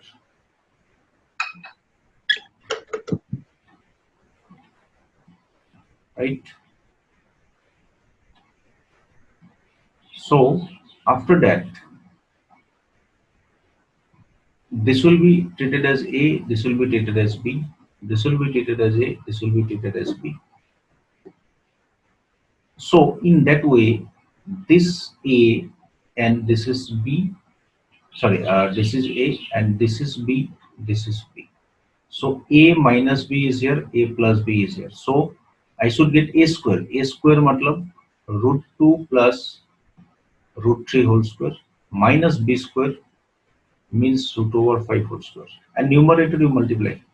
Root 2 into root 2 will be 2. Root 2 into root 3 will be plus root 6. And root 2 into root 5 will be plus root over 10. Now you have come to the next step. Here you have to expand it. A plus B whole square. I am doing this expansion outside. You can do it directly over there. If it is a square plus, sorry, a plus b whole square, I should have a square plus twice ab plus b square, giving me 2. Then this will be 2 root 6 and this will be 3. So 5 plus 2 root 6. So here I'll be getting this as 5 plus 2 root 6, and here it is root over 5. Sorry, not root over 5, only 5. And numerator it is this. Now the last step.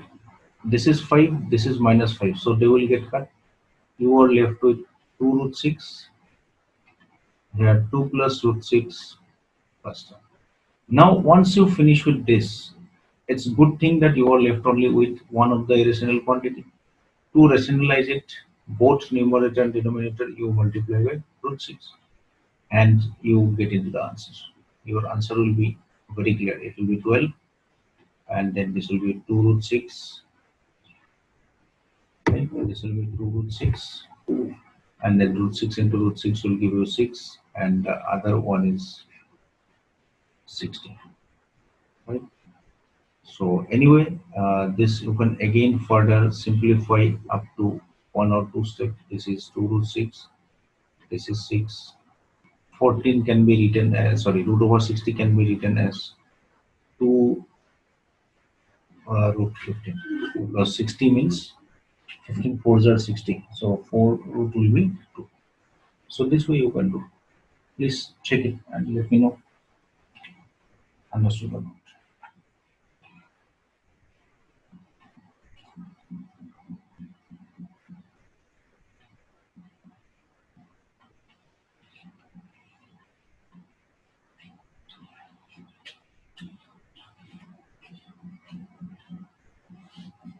If you are having any doubt, please let me know that.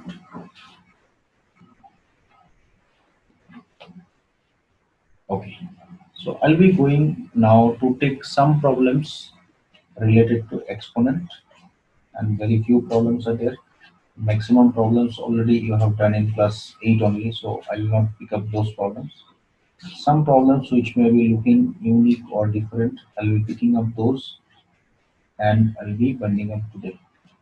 So now next problem I am going to take from exponent. Acha, one very important problem is there that let me discuss first. That otherwise it will be skipped. Right, let me discuss this first and after that I'll go for the other problem. Right. If x is equal to 3 minus root 2, find number 1 root over x, number 2 1 by root over x, and number 3 root over x plus 1 by root over x. Anyway, now if you look at the problem, it is very clear. If somehow you can find this, the other two parts are not a difficult one. So the main concentration here is only at root over x. So that is a very important part. I marked this part as important, this question in fact. So just see very clearly, you concentrate. If you have any doubt, you will ask me how to find the square root. Now just one small thing I would like to discuss with you. That is the hints, actually you can say thumb rule also for finding the square root. Not only for this, anywhere in your life if you find any squares and they are involving two terms, either your a plus b whole square will be involved or a minus b whole square will be involved. Any one of this. So here also I am going to make use of any one of this. Now which one will be used? That will be only the very important part. Here I made a mistake, it should be plus. Now just very important part, again I am going to tell you, please listen to it very carefully. This part you see, I have here minus and this minus is in front of this 2 root 2. This is the irrational part. This is the irrational part. This is the irrational part. Now, if you have something in the irrational part, then that particular sign you see, that sign is going to tell you which particular formula you are going to use. So here my sign is negative. So my formula to be used will be a minus b whole square. Had it been 3 plus 2 root 2, I would have gone for a plus b whole square. Till here I do hope that it is clear. This is the way how we proceed for identifying the formula. So now our task is to break this particular expression in the form of a square minus twice ab plus b square. Then only I can write this as a minus b whole square. This is what my task is now. So I'm going to do a rough work. You may not show this work in the main part. Just to explain you, I am doing the rough work. Otherwise, you can do it in the main part only. Or else, anyway, no, let me do it in the main part only, no problem. You do not concentrate here in this part right at this moment. Concentrate in this particular part. Concentrate in this particular part. And that will be working out as a formula twice AB. Right? In the formula, there is a term twice AB. So whatever is the term containing root over will be always compared to twice AB. So if this is twice AB, then 2 is already ready. This 2 is already ready. And this is root 2. And with this, that means you have to choose A and B in such a way that the product is root 2. You have to choose A and B in such a way that the product is root 2.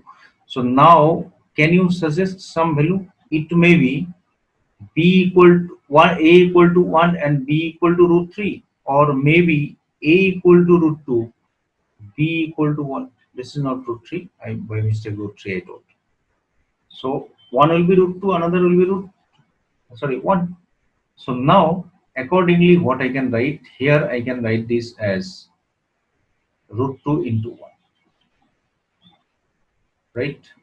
So now if this is the term twice A B, then I should get what else terms here? A square plus B square. So I can write this as root over 2 square plus 1 square, because I want to consider this as A, this as B. And then this is 2 root 2. Now you can see your formula is completely ready. This is A square plus B square minus twice A, B. So my answer will be what? Root over 2 minus 1 whole square. Right? Great. So once you get this, if somebody asks you what is root over x, what will be your answer? Plus or minus these things? See here if you have understood or not. If you have any question to raise, you can raise it. I'm waiting for you to get this answer.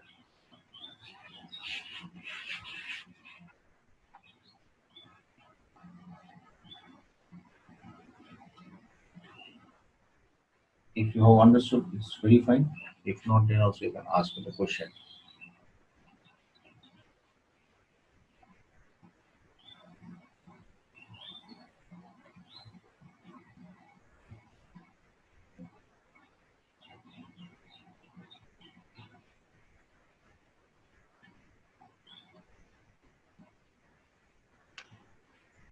Sir, can you explain again why that 3 means when that 3 Okay, 3 is in the becoming, second? how it becomes this much, right? 3 Yes. becomes how this much. Okay. So 3 becomes that much means the product term you see it is 2 root 2. As I told you, this is compared with twice AB 2. So obviously we do not have any option for root 2 to be considered as AB. That means I have now got AB equal to root 2. So from here by trial and error you have to choose. But there is no option to choose A equal to B1 and B equal to root 2, or A equal to root 2 or B equal to 1. These are the two only options. You cannot get any other option by which product will give you root 2. Some other fractional powers you can get, but that you do not go for. Now these two numbers are to be chosen in such a way that their squares sum should be 3. That is to be seen that I did not tell that time. Just say root 2 square, what will be happening? 2. Square of 1, how much it is? 1. So that sum is 3. So this is what? This 3 should be that left out term. Had there been 5, had there been 5 instead of 3, our this particular pair would have not worked. Right? Maybe in that case, we would have not been able to find the square root of this. Is that understood? Okay. Now you see, I purposely made a mistake. Now that mistake has to be rectified. Otherwise, our next problem part will be wrong. What mistake purposely I did? See, there is a first difference between these two. If somebody asks you square root of x, where x is 4, your answer should be 2, not plus or minus 2. If somebody asks you if x square equal to 4, what is x equals? Then your answer will be x is equal to plus or minus 2. So here you see, I am asked to find root over x. There is sign in front of root over x which is positive. So here if I write this, my whole problem will be wrong. Remember this. This is purposely I have written so that many a times students commit a mistake. You will not commit this. So actually I should not write this. Rather I should have written root over x equal to root over 2 minus 1. Right? That should be written. That should have been written. Number 1. And number 2, here also you be very, very precise. When you write a minus b whole square, make this bigger than this. Right? Do not write 1 minus root 2 whole square. So you got root 2 equal to root over 2 minus 1. Now the rest of the part I need not do. 1 by root over x you can do. Then after finding 1 by root over x, you can find easily their sum. So this I need not do. Just you see whether root over 5, finding root over is understood by you or not. If you have understood, it's very fine. Nothing now left.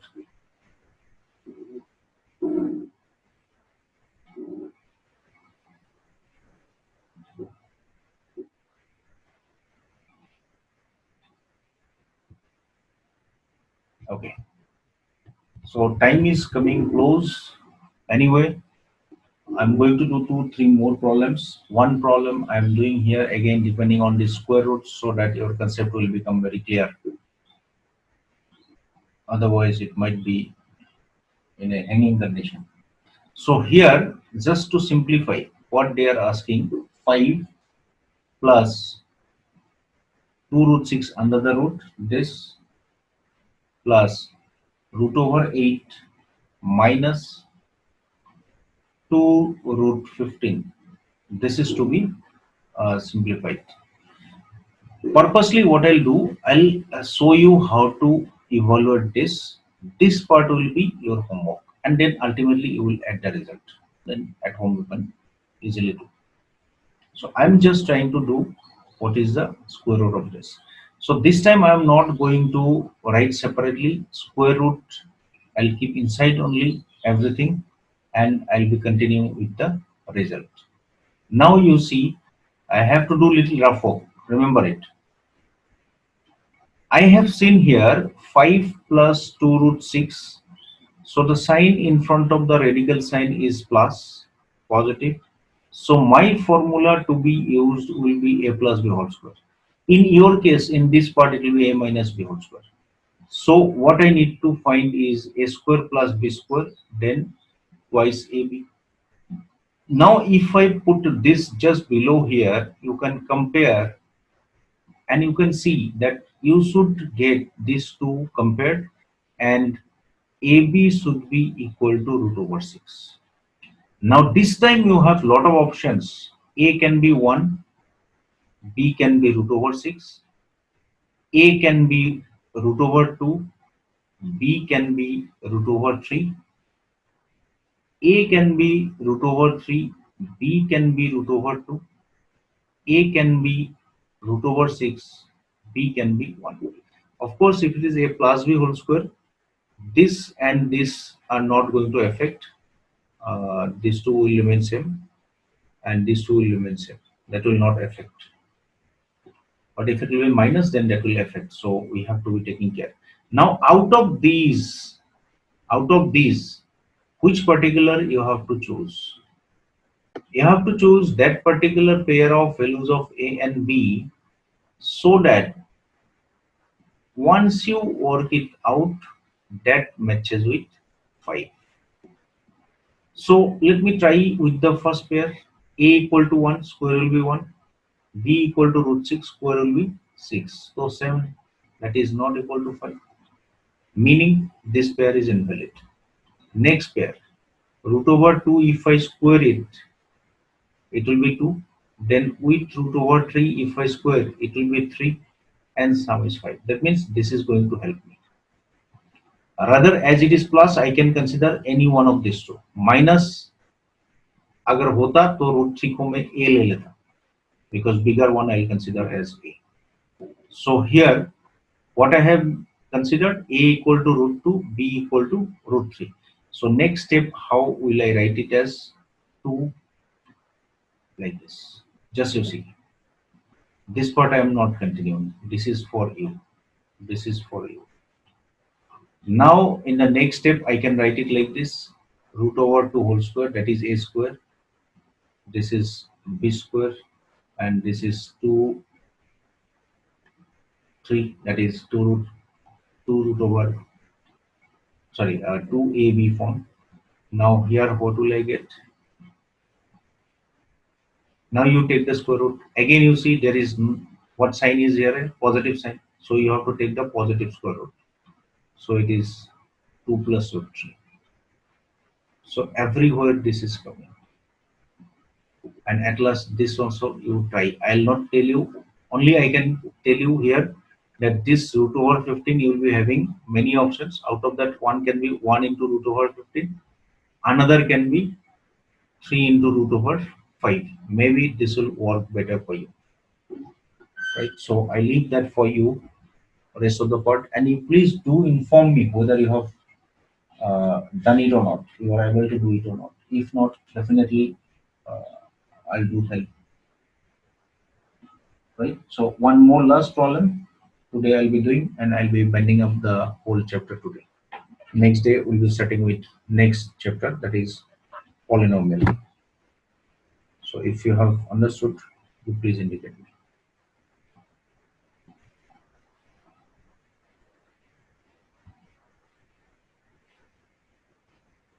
Okay, thank you so much.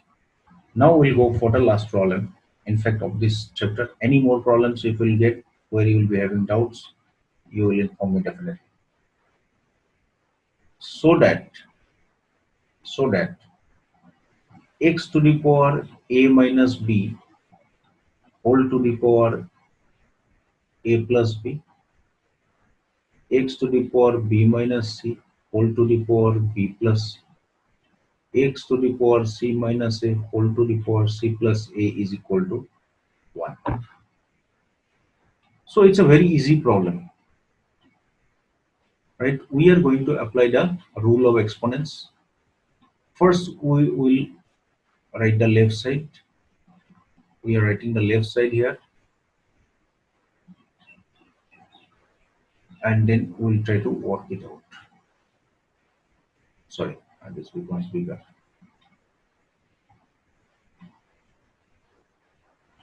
Now, what formula we are going to use is this: a to the power m whole to the power n tells you a to the power m.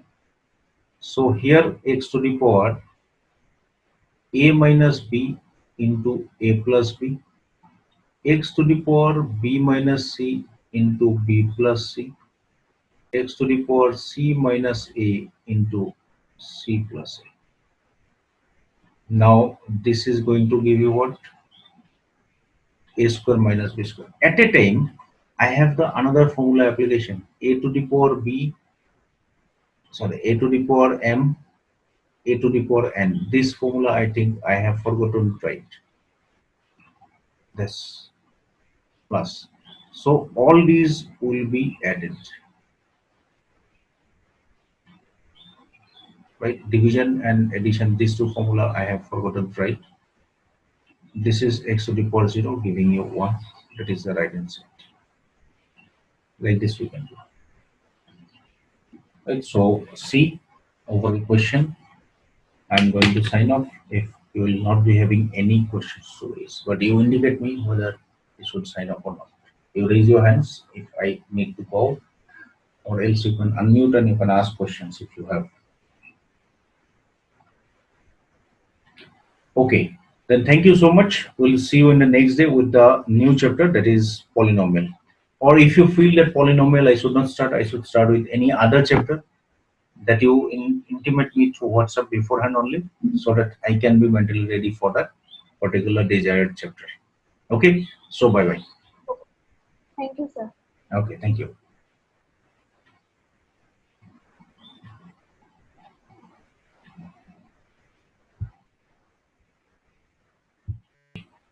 So without much delay, we will go for the doubts you ask. First, we'll clarify that, and then we'll be discussing other part. So your doubts were about two numbers which are to be represented in the number lines, isn't it? First, we'll discuss that two only. Okay, so one is root over 17, another is 2 plus root 2. Okay, okay.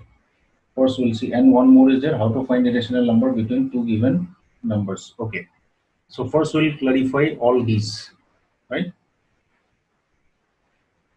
So the first thing we are going to do is this, to represent question number 1,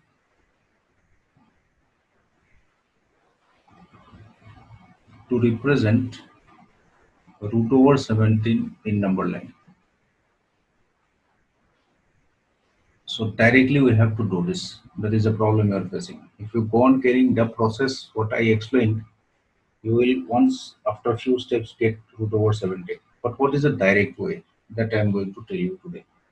So you listen to it very carefully. It's not a difficult one. Now look at the number 17. Whenever you are going to represent this in the number line, such kind of numbers, you have to express this as something plus 1. You should be able to do this. And something plus 1 means this something should be like this. So what number you can put here? It is 4. So whenever you will be able to express it in this form, then this number should be first put in the number line. That is the first thing you have to do, right? That is the first thing you have to do. So once you will be able to break this in this format, your task is finished. Now you can easily represent everything in the number line. So now I'm going to represent this in the number line. So this is not a work to be shown, just for your reference I have to. So we have drawn this number line, right? Moment you draw the number line, you first fix the origin, right? Because they are asking us the positive value, so I keep the origin here, little left, right? I have kept the origin here. This is the origin O. Now origin is here. Now what I have to do is to locate now the points. Which point? 4, right? So 4 means by taking a scale here, to I don't have the scale, so I'll just take the apparent measurement. You have to take now the points. This is suppose A 1 unit, this is B 2 unit, this is C 3 unit, this is D, and this is the point 4 actually. Here it is the 4, right? So this you have to do. I am interested in this particular point. So these particular points are to be represented by these letters. It is not necessary that you write the name of the letter, name of the points, but you mark the points with the help of a scale. It should be accurate because you are doing the construction. After that, what you are going to do, you are going to draw a line segment of unit length. Unit length. Unit length means 1 unit length at the point 4. Earlier also we have done it. So now also we are going to do at the point 4. You have to draw one line segment which length is unit length. Unit means length is 1 unit. That means this is 1 unit, so this is also 1 unit. This is what you have to do, right? So till here you are following, you are able to follow this. Yes, sir. Okay, so now what you have to do, this origin has to be joined. This origin has to be joined with this particular point, right? With this particular point. And once you join, if you want, you can name this particular point. This particular point you can name. Say I have named it as P. Right? This particular point has been named as P. So now just I'll do a rough work in order to show that I have got the number root over 17. How will I do it? You see, Pythagoras theorem will say OP square is equal to OD square plus ED square. OD value is 4, so it will be 4 square. PD is 1, so 1 square. So I got this as 17. So what is the length of OP? It is root over 17. So that's what we wanted, only these things, right? So now I think the next step I should not tell, only you will be able to do it. So what is the next step? What is the next step? You have to pick this as the center and this length as the radius, and you draw an arc like this you draw an arc, and wherever it will meet the number line, that is the required point. So I don't have the compass, so I have to draw it like this.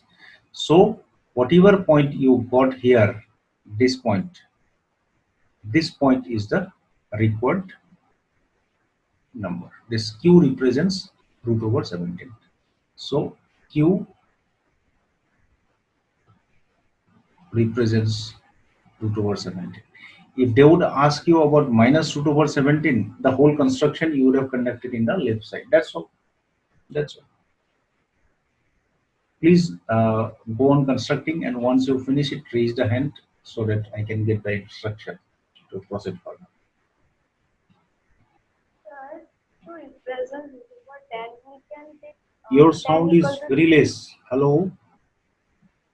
Sir, to represent root over 10, we can take 3 square plus 1. Yes, 3 square plus 1. Correct.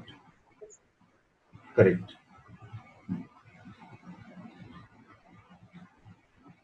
So if you are finished, I'll go for the next word. Okay. So I'm now going for the other representation. That is 2 plus root 2. Question number 2. To represent 2 plus root 2 in the number line. In the number line. To represent 2 plus root 2 in the number line. So this is also very, very trivial. You will be able to do it very, very easily. You see how we'll do it. If I give you the hints, you will automatically be doing it. There is no problem at all. So first of all, let me mark the origin, that is 0 here. And the name I am giving it as O. O has been given. Now I have to represent 2 plus root 2. So first of all, you mark the points 1 and 2 because you need 2. So I have marked here 1. This is number 1. Sorry. And this is number 2. Right? 1 and 2 I have marked. This is number 1. And this is 2. Now first you see what exactly you have to do. Now from here, if you can get the root 2 length, root 2 distance if you get from here, then from here total distance will be 2 plus root 2, right? 2 plus root 2. Now try to remember, just try to remember how did you construct root 2. You have taken one unit length here and then you have constructed a length like this. Root 2 has been done. Root 2 has been done. Just try to remember when you were trying to represent the root 2, your origin was this and then there was a unit length drawn in 1. Then you got the root 2 length. So now I have to represent root 2 length from this. So try to treat this 2 as the origin and from here you do the construction. Then total length will be 2 plus root 2. Is that clear what I have explained? Yes, sir. So now in the next very moment, what you will do, you mark the point 3 as well. Because at 3 you are going to draw that unit length line. So now you are going to draw one unit length line here perpendicular to the given line. Then you are going to join this point this time. You are going to join 2 from here to this point. Then very clearly this length will be root 2. So now if you draw the arc by taking 2 as the center and this length root 2 as the radius, then you will be getting an arc like this, and this is the point.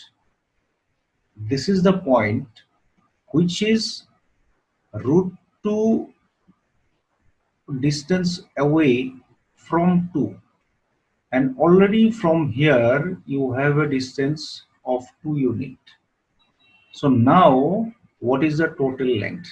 Just you try to see, and that is the equal one. So from here if you draw the total length till here, whatever length you got, that is 2 plus root 2. So you will be representing this number by, sorry, not Q, this is a P. P represents 2 plus root 2. 2 plus root 2. Please note it down and give me signal once you finish it, because with reference to this I'll discuss something more.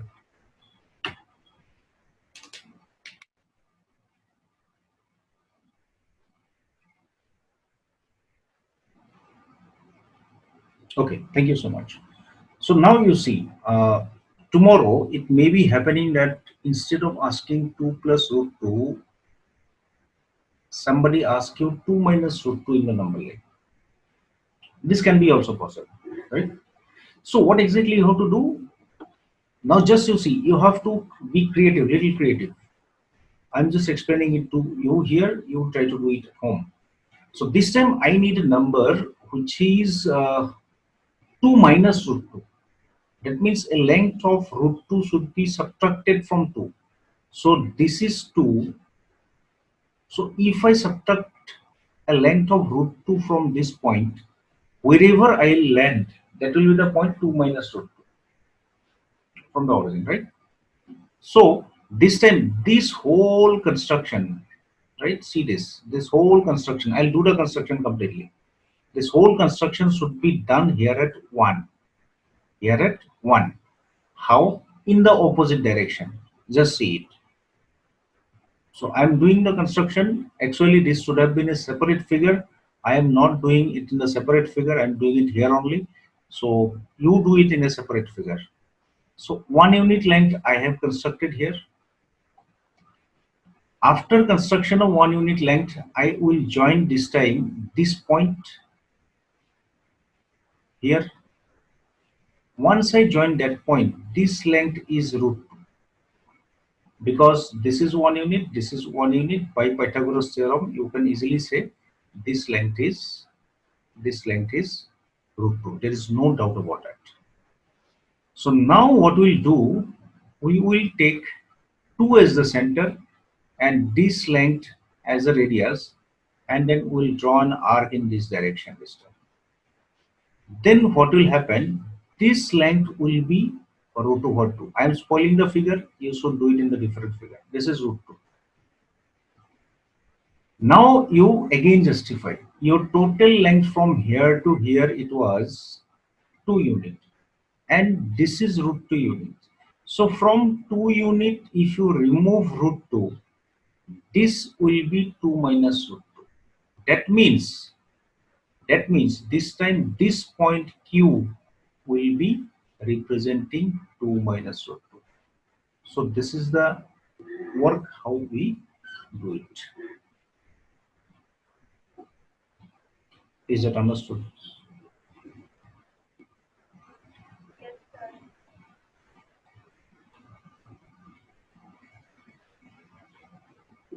Okay.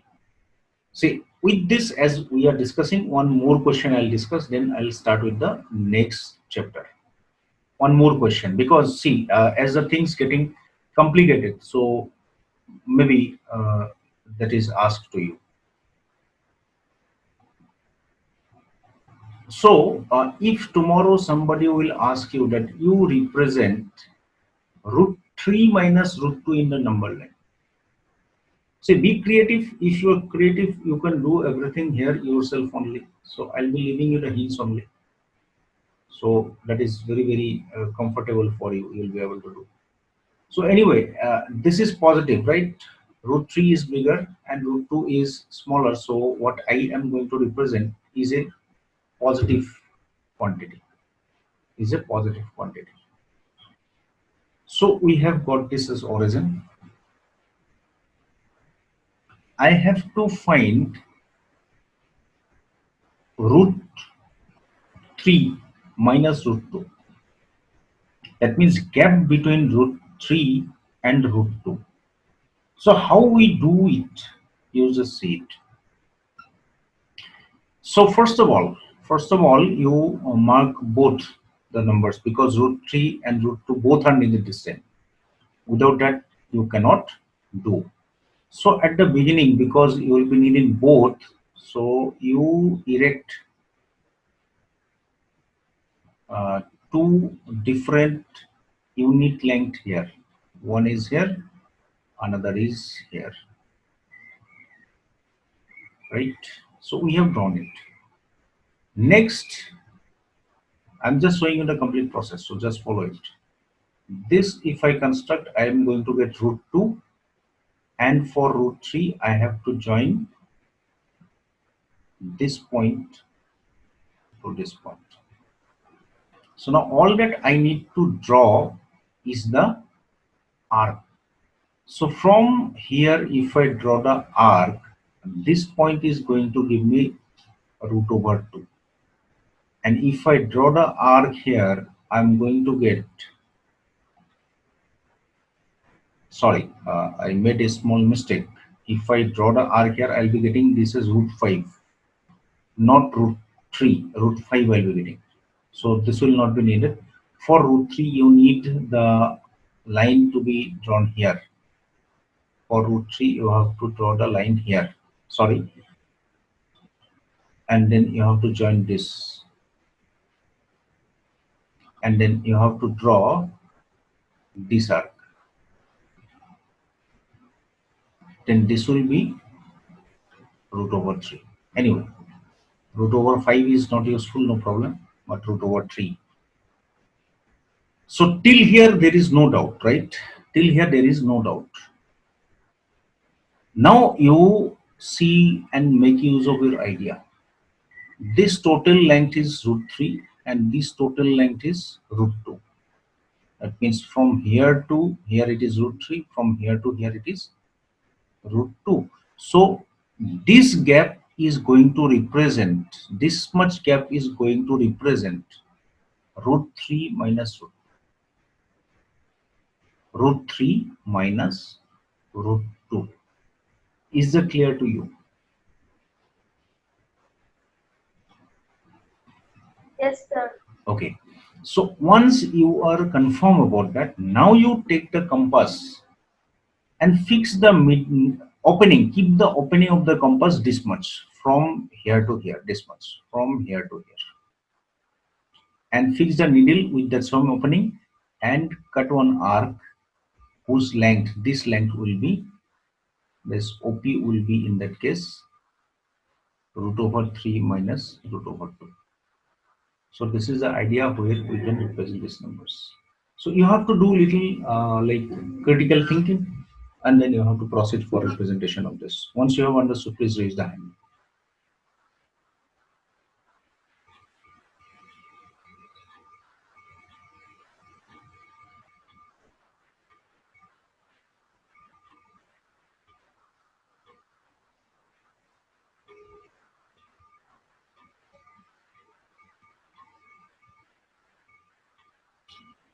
Okay,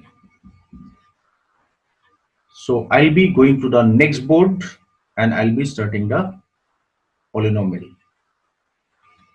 Okay, before I start with polynomial, I just want to tell you some informations. The information is that in right at this moment, we have a power cut in our residence.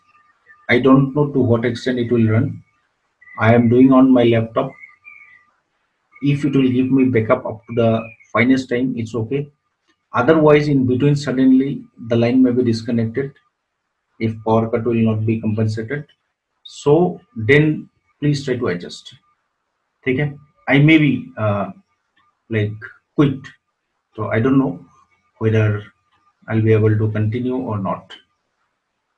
So anyway, now whatever time is there, I'll not waste. Now we are going to start with a new chapter called polynomial. Irrational number.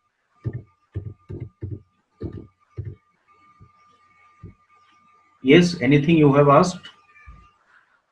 Sir, irrational number, how to find between two given numbers. That Okay, part. there was a question left out. Yes. Sorry, I totally forgot that. Irrational numbers. Okay, thank you. Anyway, I'll tell you that first. Sorry, I forgot that. Irrational number between two given numbers may be rational or irrational. Right. First of all, you try to recall irrational numbers mean any number whose decimal expression is non-terminating and non-repeating. Non-terminating and non-repeating. So just I'll discuss two questions. Suppose you are given 2 and 3 and then they are asking you find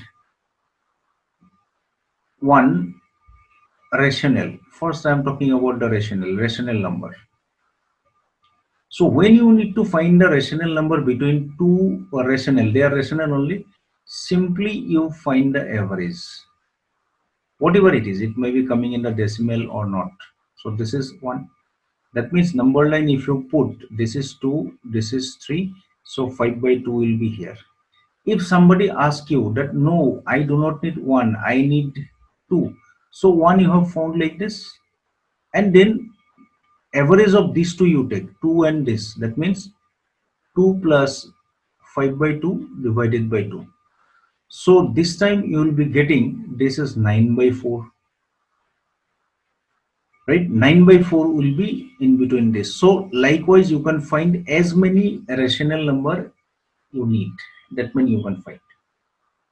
This is about the rational number, but the alternative also is that instead of doing this average kind of things, you can do what, you can express these 2 and 3 with some different denominators, and you can insert your desired numbers. So suppose that this I want to make a common denominator 18 both. So here I should write 9 and then sorry not 9 36, and here I should write 54, right? That means 34 by 18 and 54 by 18. In between I need two rational numbers. So now you have many options. You can immediately say one is 37 by 18, other is 38 by 18. Like this also you can say. For rational number I am talking. If you need more, you can do like this also, right? Okay. Now I need to talk about the irrational number. So you see, in between 2 and 3, if any number is there, that must be of the form 2 point something like this. So very nice. Whatever number you write, just blindly you go on writing anything. 1, 0, 2, 4, 9, 7, 6, and dot dot dot. There is no repetition pattern. A group is not repeating. So this is irrational. You need one more, right? 5, 4, 3, 2, 0, 1, 0, 0, 1. Anything where pattern is not there. That is irrational number. Did you understand?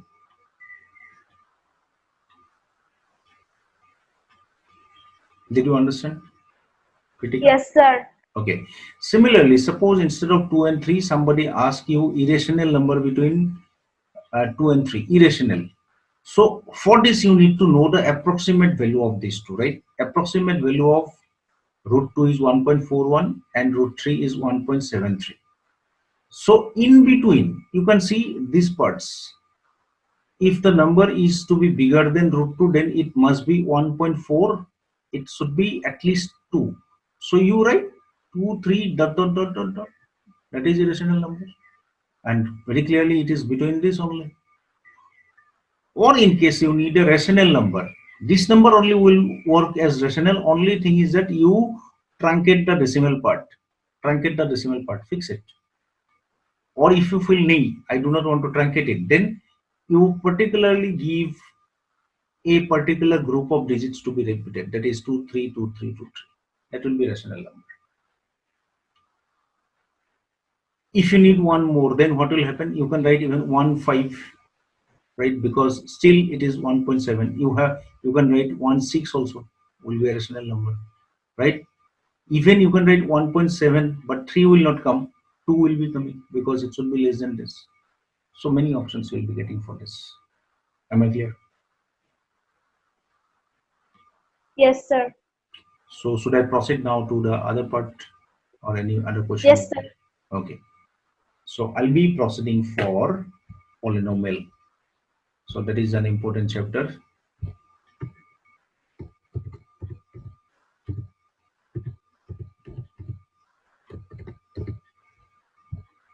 So we are going to start with the chapter called polynomial. Actually, we had been studying polynomials from class, I think, 7 only. Now, gradually, we are going to get polynomial in broader sense. So, first of all, one thing you should know: polynomial means we'll get into the correct definition. But first, you try to understand this. Polynomial means containing more than one term. Containing more than one term,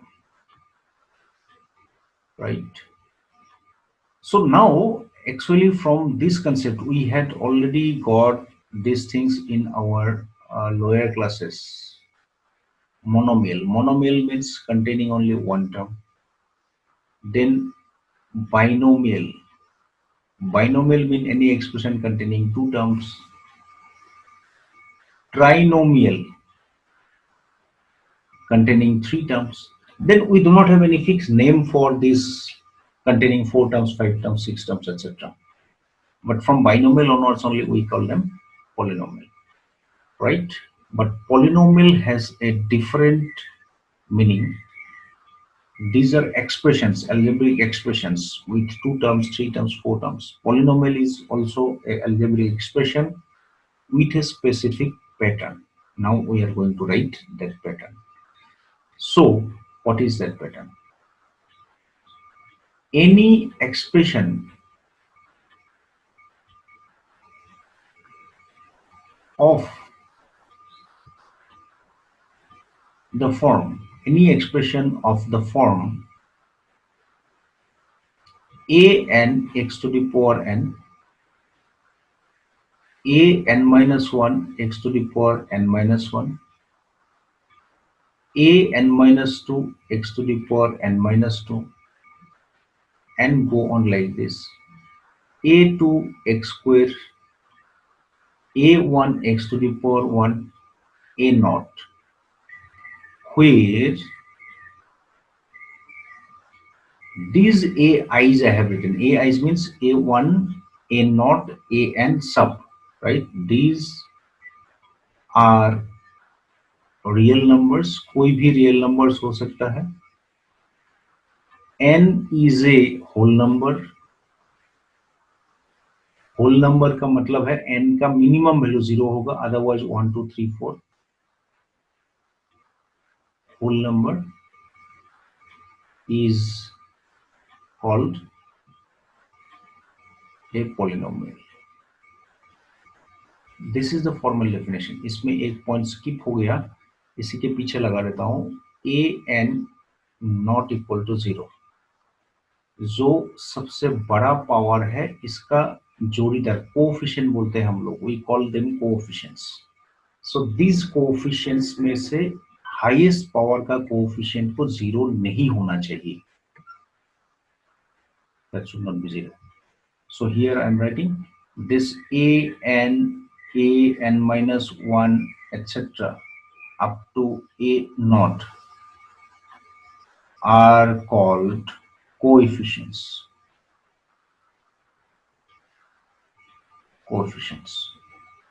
And the highest power coefficient should not be 0, because this highest power is known as the degree of the polynomial. Degree of the polynomial. It is known as the degree of the polynomial. Please note it down, and once you finish it, raise your hands.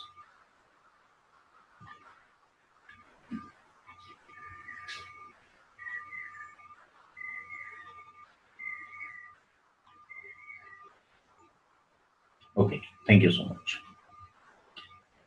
Now we are going for the example of polynomials.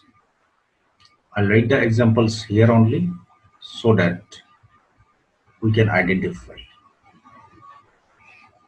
So my examples are like this.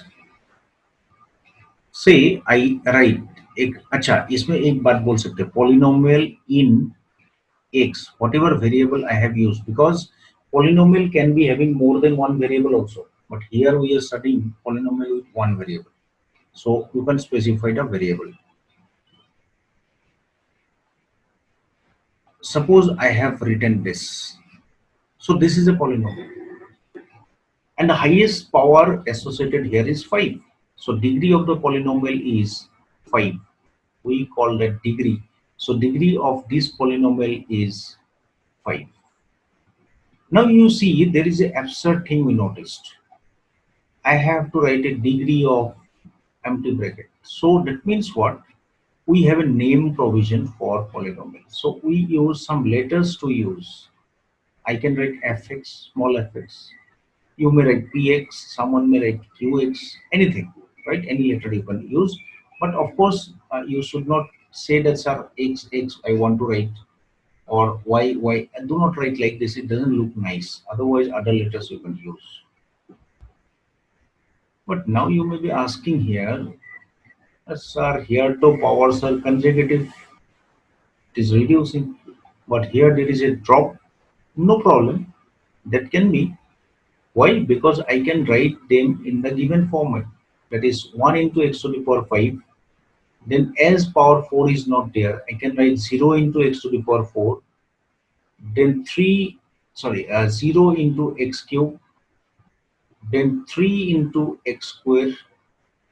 And then minus 1 into x. And then plus 1. So now easily you can identify that I have written all the powers.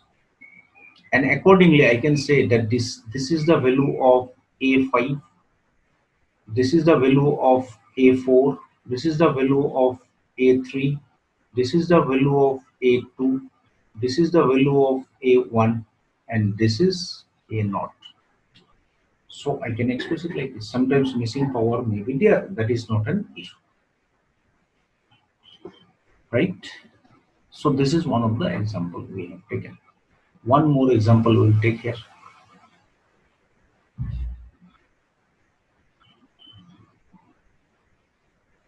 Sorry.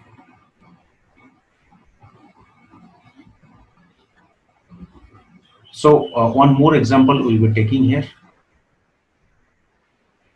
Say this time I would like to name the polynomial as px, and I'm writing this as x to the power 2 or x square minus twice x plus x to the power 100 and x to the power 99.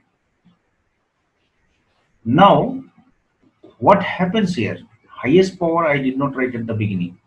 You see the particular polynomial here. Highest power term is here. Second highest is here. Then like jumbled way I have written. So whenever you write it in the jumbled way, it is not that you cannot, you write. But whenever you write, it is always suggested that you write it in the standard form. So standard form means you have to write the highest powers first, and you have to write the whole expression in the decreasing order sequence. This is the standard form. So whenever somebody tells you that what is the standard form of the polynomial, you should write that it should be in the decreasing order of its power of the variable. That's it, right? And degree of this polynomial px is 100.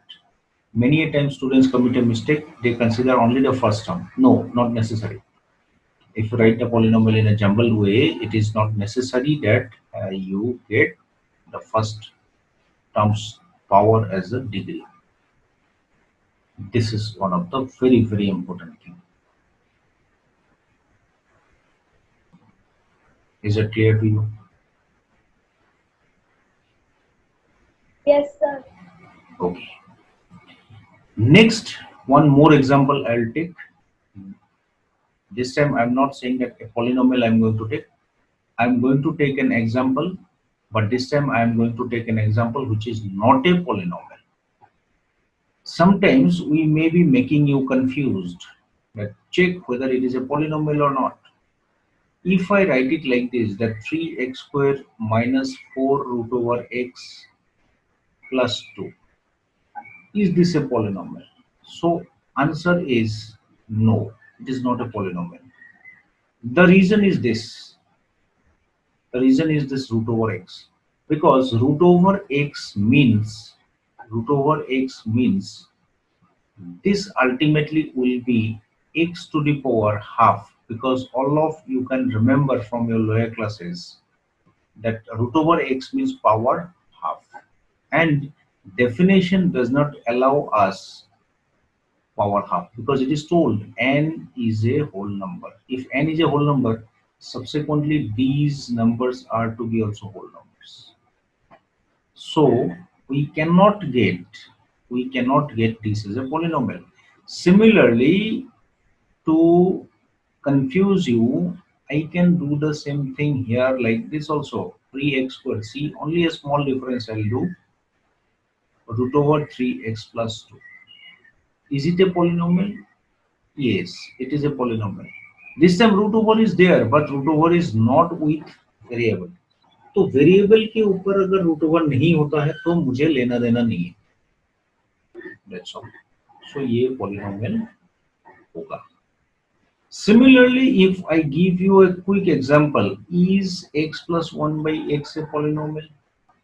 नहीं भाई, ये polynomial नहीं है, क्योंकि पहला वाले में तो पावर 1 है, सेकेंड वाले में क्या होगा, -1 पावर आएगा अगर ऊपर लेके आते तो. -1 is not a whole number, so it is also not a polynomial. So this is the very important part you have to always keep in mind, right? So you check it, and please, once you finish, give me the idea. I'll proceed for the next point.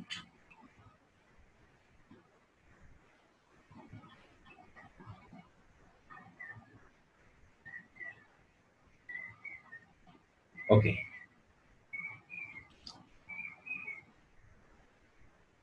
Now we are going for the classification. Classification depending on the degree of the polynomial. Classification on the degree, on the basis of degree.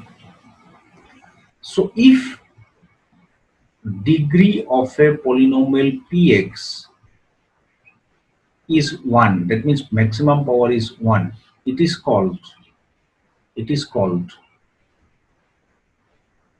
linear polynomial. Linear polynomial. Example is what? Say x plus 1, the degree is 1. Maybe variable y, then y plus 3, y minus 4, anything, right? Maybe half of x plus 1, right? So etc. So in general, a linear polynomial form will be ax plus b, where the coefficient a should not be 0. So this is the general form of the linear polynomial.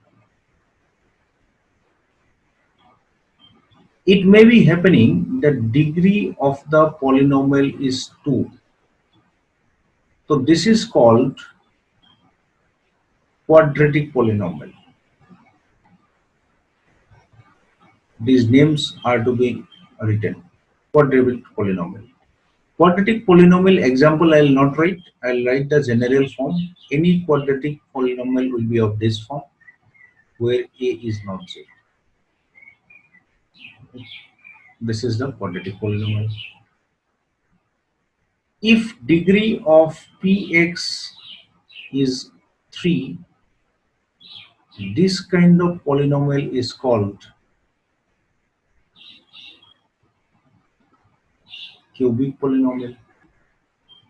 The general form of cubic polynomial is ax cube plus bx square plus cx plus d, where a is not 0. Highest power should not be 0. That is the indication every time we are doing. Okay, fine. Then degree of px, if it is equal to 4, we call it y quadratic polynomial. Y quadratic polynomial. Y quadratic means degree 4. The lesser all other degrees will be here. So likewise, here also a will not be equal to 0. And then if we get another polynomial of degree 5, we do not have any fixed name like this, linear, quadratic, biquadratic, etc. So that polynomial will simply say it is a polynomial of degree 5. That's all. No else, nothing else. But out of this, I have actually removed so far one very important polynomial. One very important polynomial I have missed. That is a polynomial with degree 0. If there is a polynomial whose degree is 0, what will happen? If degree of a polynomial px is 0, then it is called constant polynomial. That means every number can be considered as a constant polynomial. That means if I say 3 is a polynomial, yes, 3 is a polynomial because 3 can be written as 3 into x to the power 0. So power is 0. So this is the degree of the polynomial. So every number, say somebody told you 3 by 2, yes, this is a polynomial. If somebody says root 3, yes, this is also polynomial. I am using more of the time x. You can use other variable as well, right?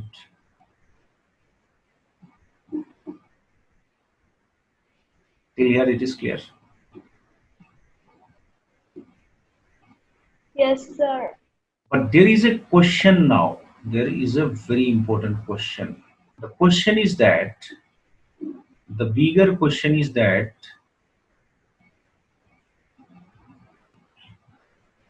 0 is also a number. 0 is also a number, right? So 0 is also a polynomial. 0 is also a polynomial. So in this case, what is the degree? What is the degree? This is a big question, right? Do you remember what is the degree of a zero polynomial? A question to you. If you can tell me the answer. Any idea? No. No idea. So, okay, no problem. This particular polynomial is known as zero polynomial, zero, right? Zero polynomial. This is unique of its kind. Unique मतलब इसका जैसा बस एक ही है. And the thing is that its degree is not defined. Please be very precise. Zero polynomial का degree defined नहीं होता है. जीरो पॉलिनोमियल का डिग्री डिफाइंड नहीं होता है. Be very specific. Zero polynomial degree is not defined. ठीक है, ये बात को एक बार देख लो from the definition till here before I proceed further with any steps. बस मुझे बोलो कुछ पूछना है या नहीं.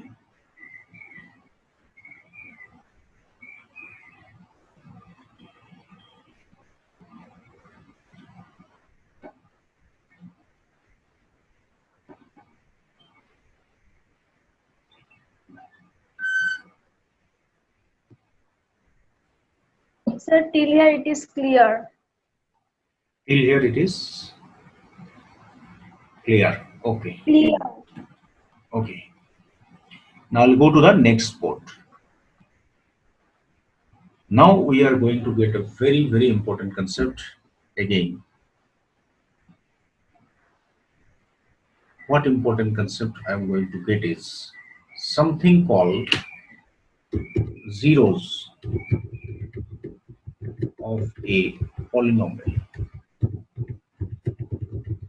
Polynomial. Something called zeros of a polynomial or zero of a polynomial. Zeros is a plural form. Sorry, I made a mistake in the word. It should be ZE. Here it is E. ZEROS. Zeros of a polynomial. Zero of a polynomial is better. So I'm writing the definition first. Let fx be any polynomial of a given degree. Given degree n. Then a value of x for which f of x is 0 is called a zero of the polynomial. Zero of the polynomial. So it may not be very clear when I have written it like this. So I'll make it more explicit. That is, if x equal to alpha is such that I find the value of f alpha, you give 0. Then x equal to alpha is called a zero of fx. Is called a zero of fx. Please note it down. Now I'll take examples so that I can explain you better.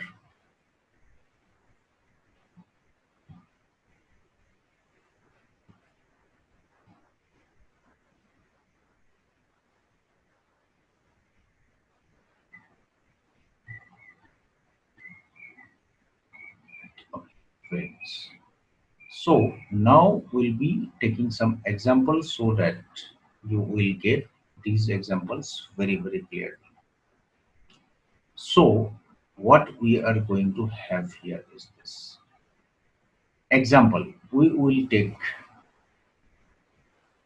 example. Let us consider one polynomial, very small polynomial I would like to consider so that you will understand this very clearly. A quadratic polynomial I have considered. Now by this word value of the polynomial, that is fx equal to 0, what do we mean? That means if I write x equal to 1 and I tell you find f of 1, this is what we call value of fx at x equal to 1. That means value of the polynomial at x equal to 1. And how do we work it out? Very simple. When we write here 1, you try to compare this. You have replaced this x by 1. So morally you are responsible to replace each of these x by 1. And that you do and work out. And whatever values you will get, that is the value of the polynomial. So here what will I get? This is 1, second one is 5, and then third one is 6, and I got 12. I got 12. So when I worked out the value of px at x equal to 1, I concluded with a value 12. Is it equal to 0? Is it equal to 0? No, it is not equal to 0. So if this doesn't come out to be 0, if doesn't come out to be 0, x equal to 1 is not a 0 of px. Is not a 0 of px. This is the stamp we tag for x equal to 1. क्यों? क्योंकि x equal to 1 बैठाने के बाद हमें 0 नहीं मिला, polynomial का value हमें 0 नहीं मिला, इसलिए x equal to 1 is not a 0 of the polynomial. x equal to 1 is not a 0 of the polynomial. ये हो गया हमारा कहानी. ये हो गया हमारा कहानी. ओके, यहां तक समझ में आया? Yes sir. अब कहानी को थोड़ा सा और आगे बढ़ा देंगे हम लोग. इस बार हम इसी पॉलिनोमियल को लेते हैं, लेकिन वैल्यू को लेते हैं सपोज x इक्वल टू -2. मुझे पता है इससे 0 मिलेगा, इसीलिए मैं लिया. तो तुम f ऑफ -2 निकालो. तो कैसे निकालोगे? -2 स्क्वायर x स्क्वायर के जगह में, 5 x के जगह में -2 और +6 तो है ही. तो वर्कआउट करेंगे तो ये +4, ये -10, ये +6, कुल मिला के 0 बन गया.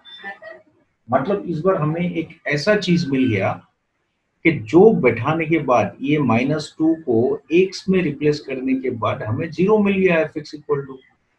देयरफॉर हम लोग इस बार बहुत ही प्राउडली ये कंक्लूड करेंगे कि x equal to -2 is a 0 of px, a 0 of px, a 0 of px. Please see the things.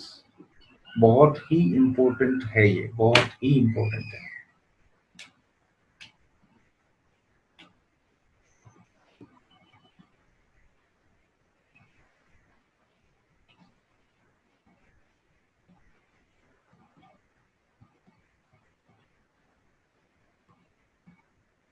हो गया? ओके, सो आज का अभी लास्ट एक छोटा सा नोट डिस्कस करेंगे, बाकी डिटेल नेक्स्ट क्लास में होगा। अभी क्वेश्चन ऐसा है कि हाउ मेनी जीरोस, एक पॉलिनोमियल का कितना जीरोस है? क्या हमें 50, 100, 100, 150, 1 लाख जीरो मिलेगा? नहीं। ये बहुत इंपॉर्टेंट बात है, that the number of real zeros, देखो रियल बोल दिया हूं, रियल जीरोस, क्योंकि रियल नंबर के बाद भी हमें दूसरा नंबर मिलेगा, राइट? तो रियल जीरोस कितना होगा? The number of real zeros of a polynomial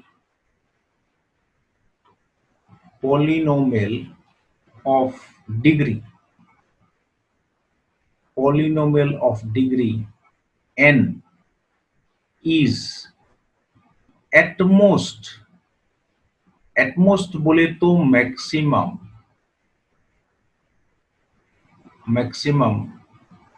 n है, at most n।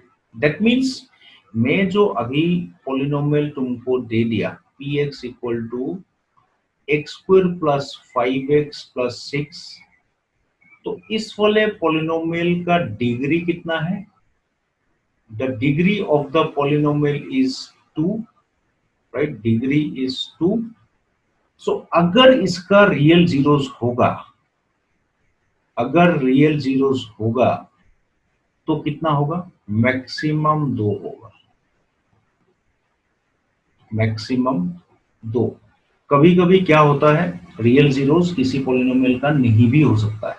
जैसे कल को अगर मैं तुमको एक पॉलिनोमियल दे देता हूं कि px equal to x² plus 1 और तुम इसका रियल जीरोस निकालो, इसका कोई रियल जीरोस नहीं है, no real zeros, no real zeros. But this doesn't mean that इसका जीरो नहीं है, इसका जीरो है, it has 2 zero, it has 2 zeros, that is true, right? And unfortunately or fortunately जो भी बोलोगे, these are imaginary, that concept is not with us, so we only stick to the real zeros. So अगर तुम बोलोगे polynomial का zero कितना है, zero उतना ही है जितना डिग्री होता है, लेकिन रियल जीरो कितना है? रियल जीरो होता है मैक्सिमम जितना उसका डिग्री। कभी कभी जीरोस नहीं भी हो सकता, जैसे इसका डिग्री 2 है लेकिन इसका रियल जीरोस नहीं है, लेकिन जीरोस है, 2 ही जीरो है, that are imaginary. But now presently you do not go for imaginary concept, just see कि किसी भी पॉलिनोमियल का जो डिग्री है अधिक से अधिक उतना ही उसका जीरो बन सकता है, दैट मनी जीरोस में भी possible for that real zeros, real zeros. क्या ये समझ में आया? Sir, can you explain one more time? Which one? Sir, that one px equal to x² plus 1 example. Px equal to x² plus 1, you asked me about this. Now you can, if I say that you go on putting the values of x right from 1, 2, 3, maybe √2, maybe √3, half, anything, right? Any real number, कोई भी real number अगर put करोगे तो कभी भी जिंदगी में p of that real number से, रियल नंबर को मैंने r पकड़ लिया, ये जीरो मिलेगा, ये कभी होगा नहीं। मतलब कोई ऐसा दुनिया में रियल नंबर है ही नहीं जब इस जगह के पुट करोगे और वैल्यू जीरो आएगा, मतलब इसका कोई जीरोस है ही नहीं, नो जीरोस। लेकिन नो जीरोस बोलना गलत होगा, यू शुड प्रिफरेबली से नो रियल जीरोस। मतलब दुनिया में कोई ऐसा रियल नंबर नहीं है जो इस वैल्यू को जीरो बना सके। लेकिन क्या है, जब हमारा रियल नंबर से काम नहीं बनता है, then we go for another type of number, that is called imaginary number. वो हमारे पास अभी नहीं है, लेकिन जब हम पढ़ेंगे तब हमें पता चल जाएगा कि इस वाले पॉलिनोमियल का भी जीरोस है, लेकिन वो रियल नंबर कैटेगरी में नहीं आता है, वो इमेजिनरी कैटेगरी में आता है। और क्योंकि अभी तक हमें रियल नंबर नहीं, सॉरी, इमेजिनरी नंबर नहीं मिला, तो लमसम में हम यही बोलेंगे कि इस पॉलिनोमियल का रियल जीरोस नहीं है, number one. Number two, note ये बोलता है कि number of real zeros is always maximum equal to the degree of the polynomial. जैसे उस पॉलिनोमियल का डिग्री दिखाई दे रहा है 2, तो अगर रियल जीरो होता, अगर रियल जीरो होता तो बस 2 ही होता, उससे ज्यादा नहीं होता। अब है ही नहीं वो दूसरा बात है, लेकिन होने से मैक्सिमम 2 होता। तुम अगर बोलोगे कि एक क्वाड्रेटिक पॉलिनोमियल का 3 जीरो है, नहीं, गलत है, 3 जीरो होगा ही नहीं। 5 जीरो है, नहीं होगा, गलत है, राइट? मैक्सिमम 2 ही होगा। Am I clear? जैसे तुम्हारे पास दूसरा पॉलिनोमियल पड़ा हुआ है, इस पॉलिनोमियल का 2 जीरोस है, दोनों ही रियल जीरो है, तो इसमें हम निकाल सकेंगे। नेक्स्ट डे को हम सीखेंगे कैसे निकालना है, लेकिन इसका दोनों ही रियल जीरोस है, लेकिन इसका एक भी रियल जीरो नहीं है, दोनों ही इमेजिनरी है। That's the thing. क्या ये समझ में आया? Yes, sir. Okay, so today I am signing off. तो नेक्स्ट डे को हम लोग डिटेल में इसका सॉल्यूशन कैसे करेंगे वो पढ़ेंगे। How to find the zeros of a polynomial, will try to see those. आज के लिए बाय बाय करते हैं, राइट? और प्रॉब्लम्स करना, मैं कोई असाइनमेंट दे नहीं रहा हूँ। यस, कुछ पूछोगे? No, sir. ओके, सो कुछ कुछ प्रॉब्लम करते रहना एक्स्ट्रा बुक से। Do not forget to do the problems, because self practice is very important. Do not only rely on tuitions, do more practice from your side also, and take the full advantage of lockdown. Okay, bye bye. Bye, sir.